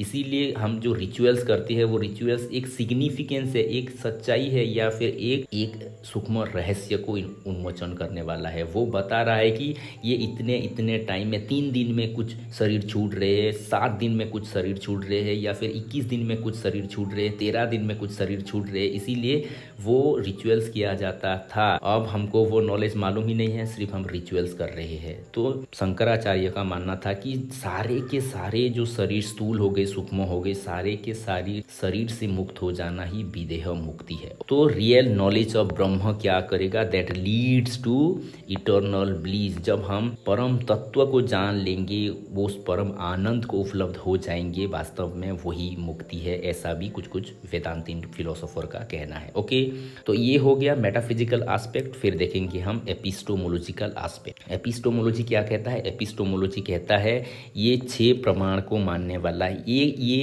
एक ही दर्शन है जो कि 6 प्रमाणों को मानता है। बाकी जो हम 5 भी देखते हैं, सांख्य हो गया, सांख्य 3 को मान रहा है। ओके, फिर योगा हो गया, वो भी 3 को मान रहा है। बाकी सारे को आप देख रहे हो तो कोई 2 को मान रहा है, कोई 4 को मान रहा है। ओके, लेकिन ये जो फिलॉसफी है, एक ही फिलॉसफी है वेदांत फिलॉसफी, जो 6 प्रमाणों को मानेगा, परसेप्शंस को मानेगा।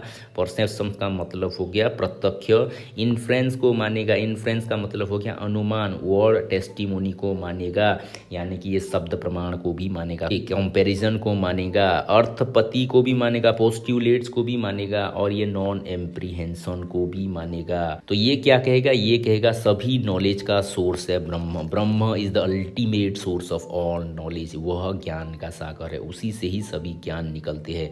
शंकराचार्य ज्ञान को फिर डिवाइड करेंगे 2 टाइप के ज्ञान से। एक को कहेंगे वो पर नॉलेज, और दूसरा को कहेंगे वो अपर नॉलेज। पर नॉलेज का मतलब, या फिर पारा कहीं कहीं कहते हैं, पर नॉलेज का मतलब हो गया स्पिरिचुअल नॉलेज, हाईएस्ट नॉलेज। जो नॉलेज को पढ़ने के बाद आपको लिबरेशन मिलेगा, वो हो गया स्पिरिचुअल नॉलेज। और पर नॉलेज, पर ज्ञान। ओके, फिर हो गया अपर ज्ञान। अपर का मतलब हो गया मटेरियल नॉलेज।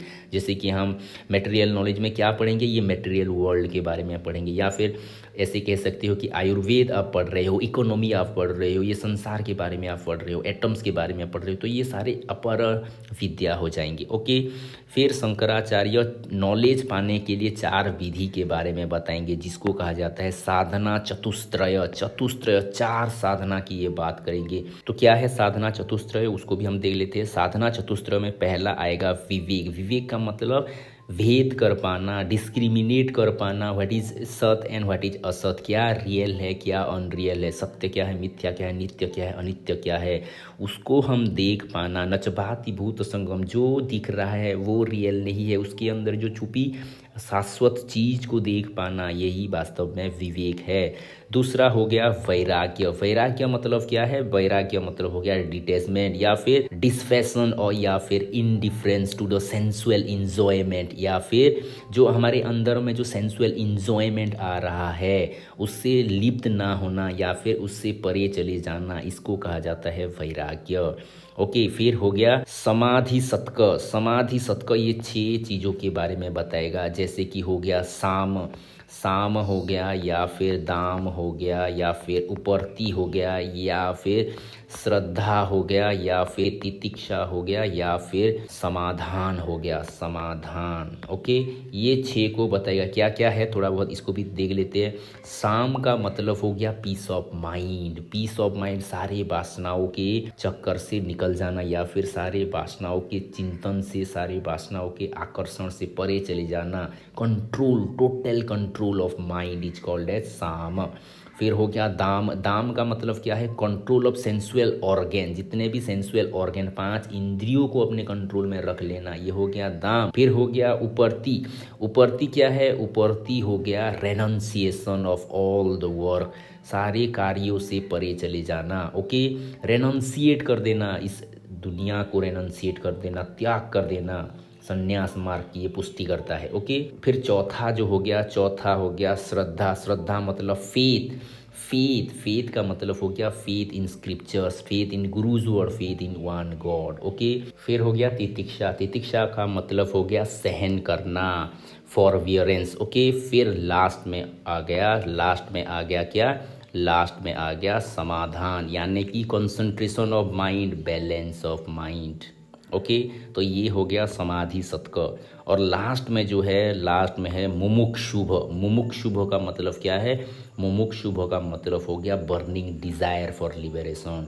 मुक्ति के लिए बहुत ही तीव्र इच्छा जागृत करना, इंटेंस लॉन्गिंग फॉर लिबरेशंस।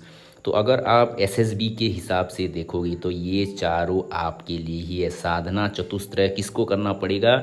जिसको एसएसबी पाना है भाई, जब तक आपके अंदर आग नहीं लगी है, बर्निंग डिजायर नहीं है टू गेट द जॉब, आप कभी भी अच्छे पढ़ ही नहीं सकते। अगर आपके अंदर कंसंट्रेशन ऑफ माइंड नहीं है, अगर आपने अपने माइंड को कंट्रोल नहीं किया है, इंद्रिय को कंट्रोल नहीं किया है, अभी भी आपको मोबाइल अट्रैक्ट कर रहा है, टीवी सीरियल अट्रैक्ट कर रहा है, BF GF अट्रैक्ट कर रही है, तो आप कैसे पढ़ोगे भाई? माइंड को कैसे लगाओगे स्टडी में? वैराग्य आना चाहिए, डिटैचमेंट होना चाहिए इन सभी चीज़ों से। कुछ देर के लिए डिटैच हो जाओ, 1 महीना 2 महीना 3 महीना, फिर देखना आप में इम्प्रूवमेंट आएगा ही आएगा।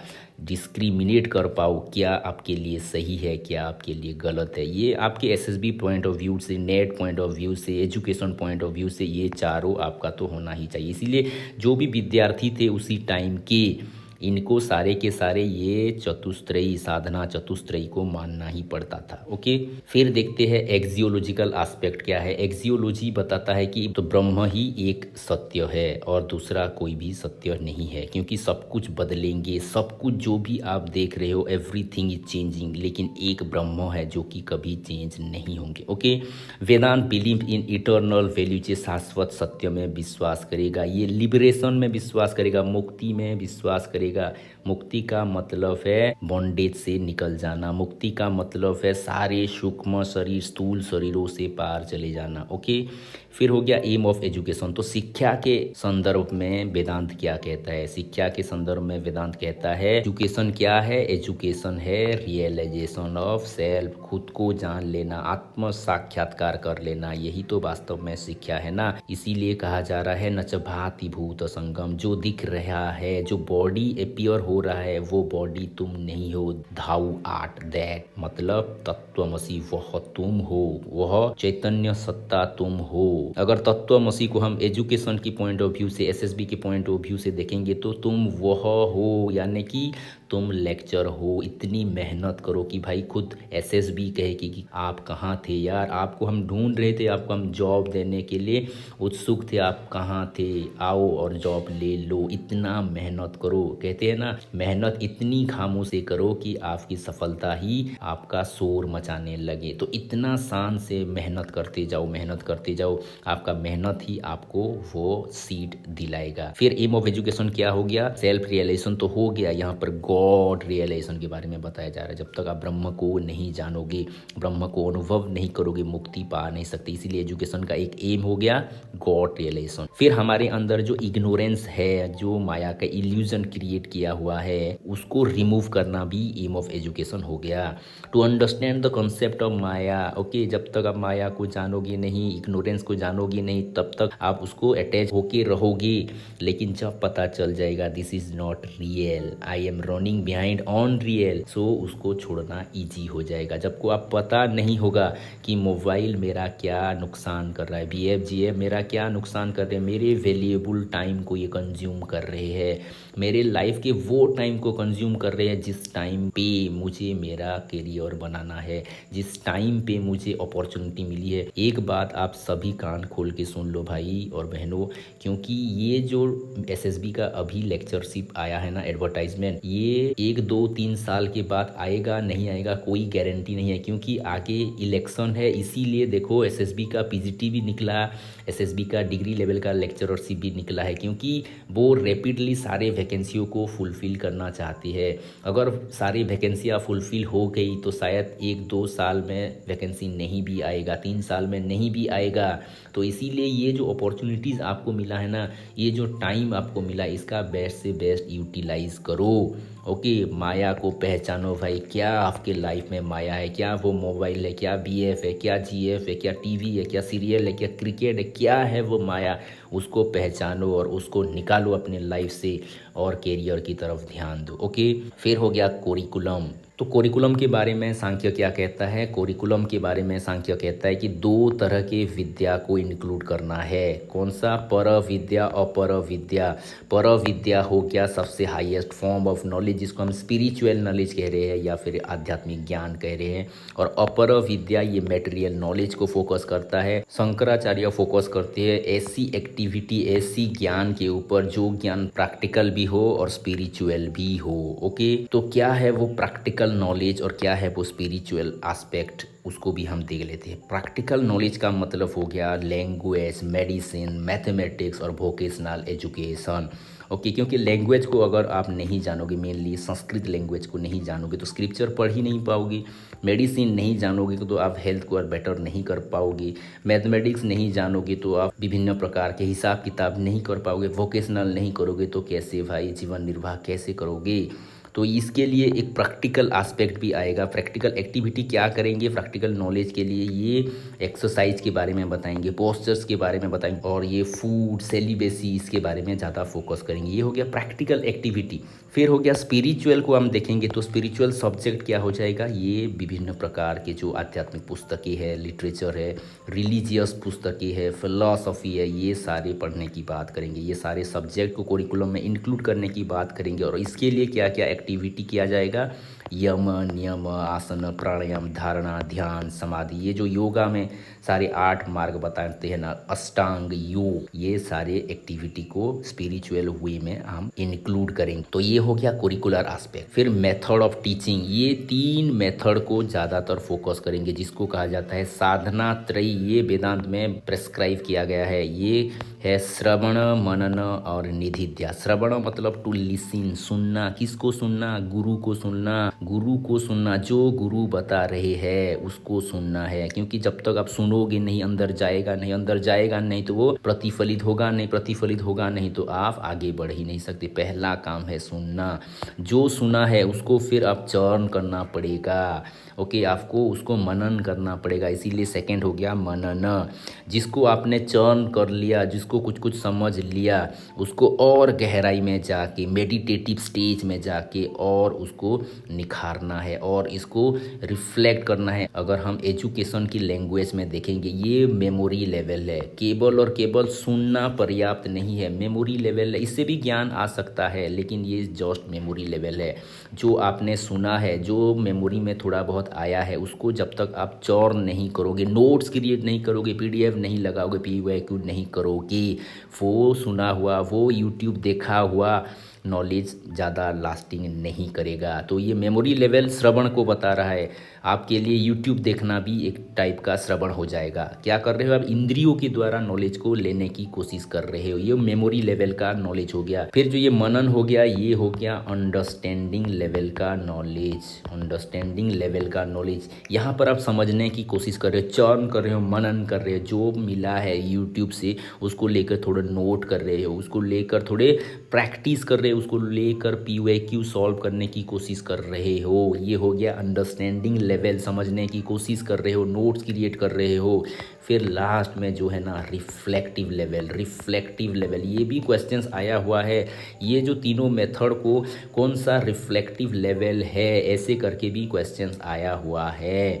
ओके, सेड में, एक सेड में, WB सेड में, वेस्ट बंगाल का एक सेड का क्वेश्चंस है, ये रिफ्लेक्टिव लेवल इन तीनों में से किसको एसोसिएट करता है। ओके, यहाँ पर हायर लेवल का नॉलेज के बारे में बताया जाता है। जब आप मेडिटेटिव स्टेज में चले जाओगे, जब आपका मन टोटली फोकस्ड हो जाएगा, आपको क्लियर दिखेगा, आपको क्लियर समझ में आएगा what is true and what is not true, what is real and what is not real, सत्य क्या है, असत्य क्या है, नित्य क्या है, अनित्य क्या है, ये आपको समझ में आएगा। फिर ये बताते हैं लेक्चर मेथड के बारे में। गुरु सुनाएंगे, शिष्य सुनेंगे। गुरु लेक्चर्स देंगे, शिष्य उसको सुनेंगे। श्रुति का कॉन्सेप्ट क्यों आ रहा है, श्रुति का कॉन्सेप्ट लेक्चर मेथड के बारे में बता रहा है।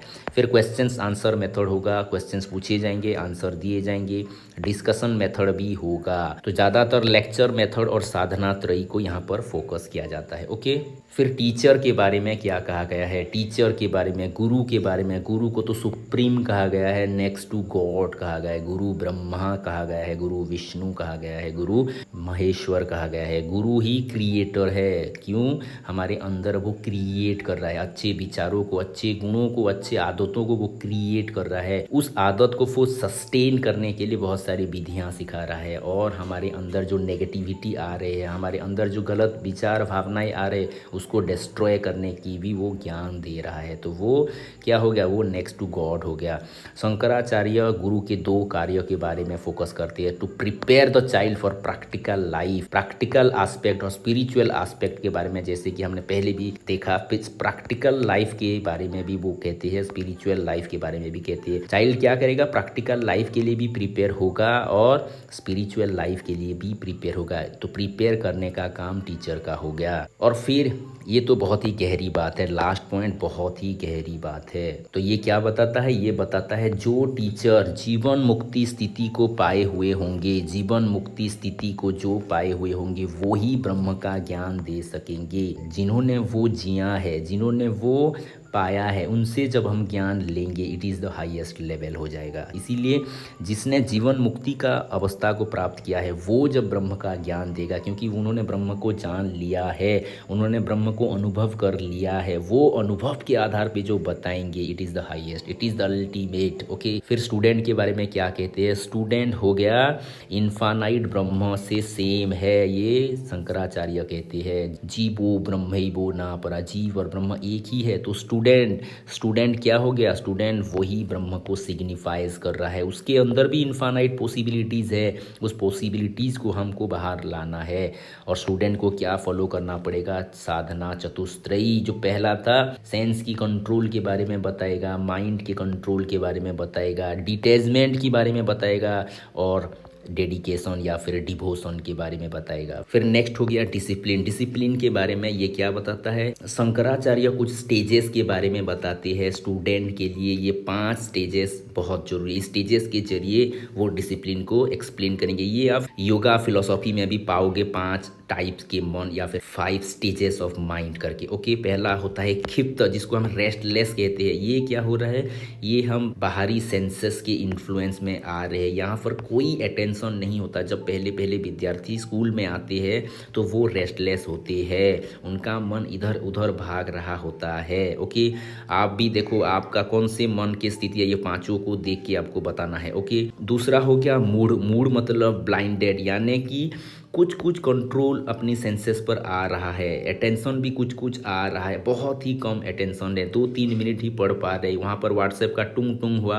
वहाँ पर कोई ट्यून आया और हम वहाँ पर दौड़े, या ये क्या है, कुछ अटेंशन हो पा रहा है, कुछ कंट्रोल आ रहा है। ओके, फिर तीसरा जो हो गया विक्षिप्त का मतलब हो गया डिस्ट्रैक्टेड। कंट्रोल तो बहुत आ गया है, सफिशिएंट कंट्रोल आ गया है, लेकिन स्टीडी नहीं हो पा रहा है, अटेंशन स्टीडी नहीं हो पा रहा है, कंसंट्रेशन स्टीडी नहीं हो पा रहा है। आधे घंटे अच्छे से पढ़ रहे, आधे घंटे के बाद अटेंशन भंग हो रहा है। ये क्या है, स्टीडी अटेंशन नहीं हो पा रहा है, 3 घंटे 4 घंटे लगातार अटेंशन नहीं रह रहा है। फिर हो गया एकाग्र स्थिति। एकाग्र का मतलब concentrated, fully control over senses, सारे इंद्रियों के ऊपर हमारा कंट्रोल आ गया है, हाई अटेंशन आ गया है। ये अवस्था है भाई, जब तक आप यहाँ से यहाँ नहीं आओगे, यहाँ से यहाँ नहीं आओगे, यहाँ से यहाँ आ ही नहीं सकते।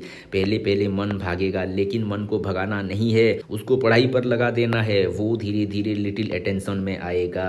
फिर उसको बार बार पढ़ाई में झोंक देना है, धीरे धीरे स्टडी माइंड आएगा, स्टडी अटेंशन आएगा, फिर हाई अटेंशन आएगा, अटेंशन आएगा ही आएगा, उसका टेंशन लेना नहीं है, अटेंशन। ओके, तो निरुद्ध हो गया सबसे हाईएस्ट स्टेज ऑफ माइंड, निरुद्ध माइंड हो गया सबसे highest stage of mind. Okay, तो आप किस स्थिति में हो, क्षिप्त में हो या मूड में हो या विक्षिप्त में हो, एकाग्र में हो या फिर निरुद्ध में हो, अपनी माइंड की स्थिति आप कमेंट करो। ओके, ज़्यादातर स्टूडेंट लोगों को ये दोनों में होना चाहिए, एकाग्र या फिर निरुद्ध। ओके, लेकिन अभी के जो मॉडर्न विद्यार्थी है ज़्यादातर आइदर मूड में होते हैं या फिर विक्षिप्त में होते हैं। ओके, तो स्कूल के बारे में क्या कहते हैं वेदांत फिलोसॉफी, स्कूल हो गया वह सेक्रेट प्लेस, वह पवित्र स्थान जहाँ स्टूडेंट क्या करेंगे, रियलाइज करेंगे अपनी अल्टीमेट लाइफ के बारे में, अपनी लाइफ के अल्टीमेट एम को वो देख पाएंगे।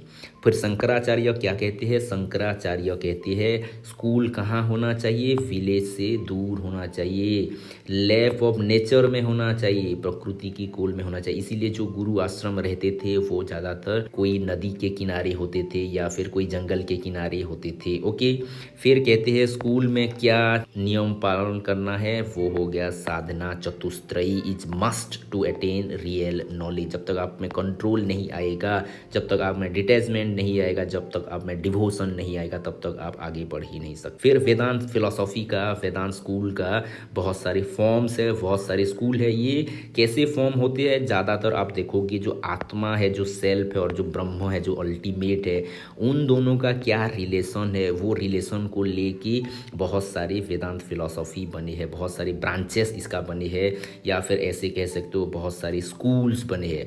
तो पहला जो स्कूल है वो है अद्वैत वेदांत, नॉन डुअलिज्म। दूसरा है ही नहीं, एक ही है, नो डिफरेंस बिटवीन आत्मा एंड परमात्मा या फिर आत्मा एंड द ब्रह्म। ओके, ये कह रहे हैं शंकराचार्य। शंकराचार्य का जो फिलॉसफी है ये ऑफिशियल फिलॉसफी है। इसीलिए तो जो हमारे राधा कृष्णन है क्या कहते हैं, all the subsequent philosophy after Shankaracharya are nothing but the footnotes on the philosophy of Shankaracharya. Shankaracharya के पास जो सारी फिलॉसफी आएंगे वो कहीं ना कहीं शंकराचार्य के फिलॉसफी के इर्द गिर्द ही घूमेंगी। थोड़ा बहुत चेंज चांज हो जाएगा, लेकिन कोर आइडियोलॉजी क्या रहेगा, शंकराचार्य का ही रहेगा। इसीलिए शंकराचार्य का जो फिलॉसफी है ये इंडिया का ऑफिशियल फिलॉसफी माना जाता है। ओके, ये कहेंगे ब्रह्म और आत्मा ये सेम है, both are identical, there is no difference. और ये कॉन्सेप्ट देखो, अयम आत्मा ब्रह्म, मैं आत्मा ब्रह्म हूँ, तत्वमसि तुम भी वही हो, मैं जो हूँ तुम भी वही हो, वो भी वही है, सब में सर्व खलविद ब्रह्म, सभी में वही ब्रह्म छुपा हुआ है, सभी में वह है, तत्वमसि वह तुम भी हो। ये कहना किसका है, ये कहना है शंकराचार्य का। Difference is mayor an illusion, लेकिन हम डिफरेंस जो दिख रहा है वो माया के लिए दिख रहा है, वो इग्नोरेंस के लिए दिख रहा है, ये इल्यूजन क्रिएट करने वाला फोर्स है। ओके, ब्रह्म ही अल्टीमेट रियलिटी है इस दुनिया का, ब्रह्म ही सत्य है, ब्रह्म सत्य जगत मिथ्या, ये कहने वाला भी शंकराचार्य है। तो ब्रह्म क्या है, ब्रह्म ओमनी प्रेजेंट है, सर्व विद्यमान है, ओमनी पोटेंट है, सर्वशक्तिमान है, ओमनीसिएंट है, नॉलेज ऑफ द ओशियन है। ओके, ज्ञान का सागर है, उसके पास सभी नॉलेज है। तो इनका जो सबसे फेमस है, बहुत सारे भाष्य तो शंकराचार्य ने लिखा है, लेकिन ब्रह्मसूत्र भाष्य, जो ब्रह्मसूत्र के ऊपर उन्होंने भाष्य लिखा है, शरीर का भाष्य, ये सारे बहुत ही फेमस भाष्य है। बहुत सारे उपनिषदों के ऊपर भी इन्होंने भाष्य लिखा है।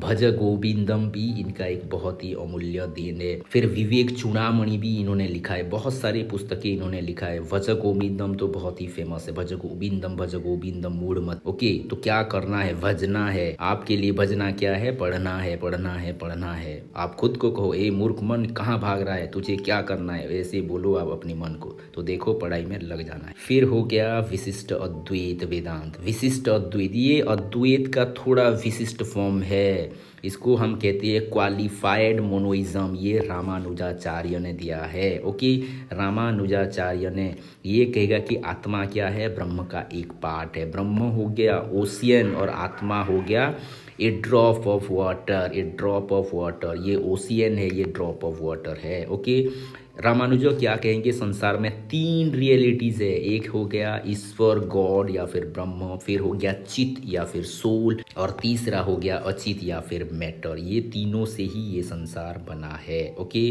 फिर कहेंगे ब्रह्म इज द इंडिपेंडेंट रियलिटी, ये इंडिपेंडेंट है, इस रियलिटी के लिए ये किसी के ऊपर डिपेंडेंट नहीं है। लेकिन ये जो सोल है, ये जो मैटर है ना, ये दोनों डिपेंडेंट है किसके ऊपर, ब्रह्म के ऊपर। ये दोनों ब्रह्म के ऊपर डिपेंडेंट है। ब्रह्म का खुद का अस्तित्व है, लेकिन ये दोनों का अस्तित्व कहाँ से निकल रहे हैं, ब्रह्म से निकल रहे हैं। जैसे आप मानोगे कि पानी है, पानी में ये बुलबुला निकल रहा है, ये बुलबुला पानी में ही समाप्त हो जाएगा, इसका कोई अस्तित्व नहीं है, ये बुदबुदा का कोई अस्तित्व नहीं है, ये बुदबुदा हो गया, ये सोल या फिर मैटर। और ये जो सारा पानी आप देख रहे हो ये ब्रह्म है, ऐसा कहना है रामानुजाचार्य का। इनका भी बहुत सारा फेमस बुक्स है, जैसे कि श्री भाष्य हो गया, ये श्री भाष्य बहुत ही फेमस बुक है। फिर हो गया वेदार्थ संग्रह, नित्य ग्रंथम, गीता भाष्य, ये बहुत सारी, इन्होंने भी बहुत सारे उपनिषदों के ऊपर टीका लिखा हुआ है। ओके, फिर हो गया द्वैत वेदांत। द्वैत का मतलब दो, दो का मतलब ये कहेंगे कि डुअलिस्टिक नेचर है, दो अलग अलग है, ये कहेंगे माधवाचार्य। ये कहेंगे ब्रह्म और आत्मा ये टोटली डिफरेंट है, टोटली अलग है, ये अलग अलग है। पिता और पुत्र कभी एक हो ही नहीं सकते। हो सकता है पिता का गुण एज इट इज बच्चे में आ जाएगा, लेकिन पिता अलग है और पुत्र अलग है। रियलिटी इज डुअल, डुअल है, ये क्या कहेंगे, एक इंडिपेंडेंट रियलिटी है। इंडिपेंडेंट का मतलब हो गया स्वतंत्र है, ये ब्रह्म है। ओके, और एक रहता है डिपेंडेंट रियलिटी, परतंत्र है, ये हो गया चित और अचित। जो आप देखो कि ऊपर में जैसे रामानुजाचार्य अभी 3 प्रकार के बोल रहे थे, ये तीनों को 2 कैटेगरी में डिवाइड कर रहे हैं, एक स्वतंत्र एक परतंत्र, एक इंडिपेंडेंट एक डिपेंडेंट। ओके, तो नेक्स्ट पॉइंट क्या कह रहा है, गॉड का एग्जिस्टेंस किसी रियलिटीज के ऊपर डिपेंड नहीं करता। और इनका जो फेमस बुक है तत्वलोक, और फिर दूसरा हो गया अनुव्याख्यान। ओके, ये भी बहुत फेमस बुक है। तो इन सभी का क्रिटिसाइज भी होता है, क्योंकि इतना एब्स्ट्रैक्ट है, इतना बहुत सारा कन्फ्यूजन है, क्योंकि ये इसको रिजेक्ट कर रहा है, वो उसको रिजेक्ट कर रहा है, इसी के चलते यहाँ पर बहुत सारा कन्फ्यूजन भी एराइज होता है, बहुत सारा क्रिटिसिज्म भी होता है। शंकर को बहुत सारे क्रिटिसाइज करते हैं, क्योंकि वो कहते हैं जगत मिथ्या है, क्योंकि आपने इग्नोर कर दिया है, ये दुनिया को इग्नोर कर दिया है, तो खाना पीना छोड़ देना चाहिए, क्योंकि खाना भी तो मिथ्या है, पीना भी तो मिथ्या है, यहाँ पर रहना छोड़ देना चाहिए, क्योंकि घर भी मिथ्या है। ऐसे सारे मिथ्या हो गया तो रहना ही मुश्किल हो जाएगा, ऑर्डिनरी पीपुल लाइफ को लीव ही कर नहीं पाएंगे। इसीलिए जो न्यू वेदांतीन आते हैं, न्यू वेदांतीन क्या करते हैं, न्यू वेदांतीन कहते हैं कि ब्रह्म भी सत्य है, ये दुनिया भी सत्य है, दोनों सत्य है। यहाँ इस दुनिया में रहकर आपको साधना करना है, इस दुनिया में रहकर आपको सारे अल्टीमेट एम को फुलफिल करना है, तो ये दोनों सत्य है, ऐसा कहना है न्यू वेदांतीन का। ये क्रिटिसाइज करते हैं, किसी किसी का कहना ऐसा है कि भगवान जो परम ज्ञानी है, जो ज्ञान का सागर है, वो केवल आपको रियल ज्ञान ही देंगे, वो कभी भी आपको डिसेप्टिव की तरफ ले ही नहीं सकते, वो किसी ऐसा फोर्स को रख ही नहीं सकते जो फोर्स आपको डिसेप्टिव करेगा। ये आपका ही अज्ञानता है, आपका ही इल्यूजन है जो आपको डिसेप्टिव कर रहा है, ये भगवान का नहीं है। ऐसे करके भी क्रिटिसाइज होता है, माया इल्यूजनरी जो है ये भी क्रिटिसिज्म में आता है। फिर माधवाचार्य का जो कॉन्सेप्ट है वो भी क्रिटिसाइज होता है, माधवाचार्य का वर्ल्ड का कॉन्सेप्ट जो है वो भी क्रिटिसाइज होता है, क्योंकि ये क्या बता रहा है, ये बता रहा है सोल हो गया किसका पार्ट, सोल हो गया गॉड का पार्ट। अगर पार्ट कहोगे तो नैनम छिंदंती शस्त्राणी कैसे होगा, ये भी क्या है, ये भी इटर्नल है, ये भी इटर्नल है। इटर्नल को आप पार्ट कह ही नहीं सकते, पार्ट हो गया तो इटर्निटी खत्म हो जाएगा, ये भी एक क्रिटिसिज्म है। ओके, तो ये था वेदांत फिलॉसफी। बहुत ही लंबा हो गया है ये वीडियो, फिर कुछ क्वेश्चंस भी है, थोड़ा बहुत देख लेते हैं 1-2 मिनट में। तो ये हो गया PYQs, ये बहुत सारे क्वेश्चंस SSB में आए हैं, बहुत सारे क्वेश्चंस नेट का है और बहुत सारे क्वेश्चंस PhD एंट्रेंस का है या फिर सेट सीरीज का है। हु गेव द्वैत वेदांत, द्वैत किसने दिया है, द्वैत दिया है माधवाचार्य ने। शंकर ने दिया है अद्वैत, रामानुजाचार्य ने दिया है विशिष्ट अद्वैत, वल्लभाचार्य ने दिया है शुद्ध अद्वैत। ओके, ये कैसे आपको याद करना है, ए से ए याद करो। ए से ए मतलब आदि शंकराचार्य अद्वैत, आदि शंकराचार्य अद्वैत। फिर जो विशिष्ट अद्वैत है वशिष्ठ से याद करो, राम, राम किस ऋषि के आश्रम में रहते थे, वशिष्ठ ऋषि के आश्रम में रहते। माधव, माधव यानी कि कृष्ण, कृष्ण यानी कि द्वापर युग, द्वापर का मतलब द्वा, द्वा का मतलब द्वैत, द्वैत ऐसे करके आप याद करो। वल्लभ, लव, वल्लभ, लव का अर्थ प्रेम, प्रेम का अर्थ क्या है, प्रेम का अर्थ शुद्ध अद्वैत, शुद्ध प्रेम होगा तो भगवान को पाएंगे, ऐसे करके आप याद करना है। Okay, in hues of the philosophy, ऐसे जो ट्रिक वीडियो है ना, मैंने पहले जो वीडियो डाला हुआ है, बहुत सारे ट्रिक वीडियो डाला हुआ है, वो भी आप देखोगे तो कितने ज़्यादा जल्दी जल्दी आप कॉन्सेप्ट को याद कर पाओगे, मेमोराइज कर पाओगे। मैंने आइडियलिज्म का, नेचुरलिज्म का, रियलिज्म का, एग्जिस्टेंशियलिज्म का, सभी फिलॉसफी का मैंने ट्रिक क्रिएट करके वीडियो डाला हुआ है, उसको भी आप जाके देख सकते हो, हमारे प्लेलिस्ट में है। Okay, in whose philosophy Vivekananda philosophy is rooted, ये SSB का क्वेश्चन है। विवेकानंद का फिलॉसफी क्या है, ये हो गया वेदांत फिलॉसफी। विवेकानंद को कहते हैं नियो वेदांतीन, नियो वेदांतीन है, neo vedantin. Okay, which philosophy affirms that those who gain the knowledge of the self attain Kaivalya, they became liberated and became ब्रह्म। जो आत्म साक्षात्कार करेगा, सेल्फ का नॉलेज अटेंड करेगा, वही क्या करेगा, लिबरेटेड होगा और वो खुद ब्रह्म हो जाएगा। ब्रह्म का कॉन्सेप्ट कहाँ है, ब्रह्म का कॉन्सेप्ट वेदांत में है। खुद को जान लेना, रियलाइजेशन ऑफ सेल्फ, आत्म साक्षात्कार हो जाना, क्योंकि आत्मा ही तो परमात्मा है। ये कॉन्सेप्ट किसका है, वेदांत का है। Which school of Vedanta philosophy hold the view that both atma and Brahma are no different, कोई भी डिफरेंट नहीं है, सिर्फ माया और द इग्नोरेंस डिफरेंट क्रिएट कर रहा है, इल्यूजन क्रिएट कर रहा है। मतलब दोनों आइडेंटिकल है, द्वैत नहीं है, अद्वैत है, अद्वैत। ओके, द्वैत किसने दिया, माधवाचार्य। विशिष्ट अद्वैत रामानुजाचार्य, शुद्ध अद्वैत वल्लभाचार्य। ओके, वेदांत फिलॉसफी कितने प्रमाणज की बात करता है, 6 प्रमाणज। आपके कोरिकुलम में क्या है, आपके कोरिकुलम में है सांख्य। सांख्य बताता है 3 the pramanik text where Vedanta philosophy is originate. Vedanta philosophy originate किस में हो रहा है ब्रह्म सूत्र में, जो लिखी है बदरायण। बदरायण ने जो ब्रह्म सूत्र लिखा है, ब्रह्म सूत्र, उसी से ही वेदांत फिलॉसफी निकले है। ओके, तो ये हो गया वेदांत फिलॉसफी के बारे में। इसके बाद हम देखेंगे बुद्धिस्ट फिलॉसफी और जैन फिलॉसफी में। ट्राई करूँगा कि इसी सप्ते में सारे के सारे चैप्टर 1 ख़त्म कर दूं, यूनिट 1 ख़त्म कर दूं, क्योंकि और भी 6 थिंकर्स है, वो थिंकर का भी एक वीडियो लाएंगे। इंडियन थिंकर का एक वीडियो होगा और वेस्टर्न थिंकर का एक वीडियो होगा, क्योंकि 6 में से 4 इंडियन थिंकर्स है और 2 वेस्टर्न थिंकर्स है। तो हम ऐसे करेंगे कि 4 का एक अलग वीडियो लाएंगे और 2 का एक अलग वीडियो लाएंगे। तो पढ़ते रहिए, बढ़ते रहिए। Thank you for watching, have a nice day.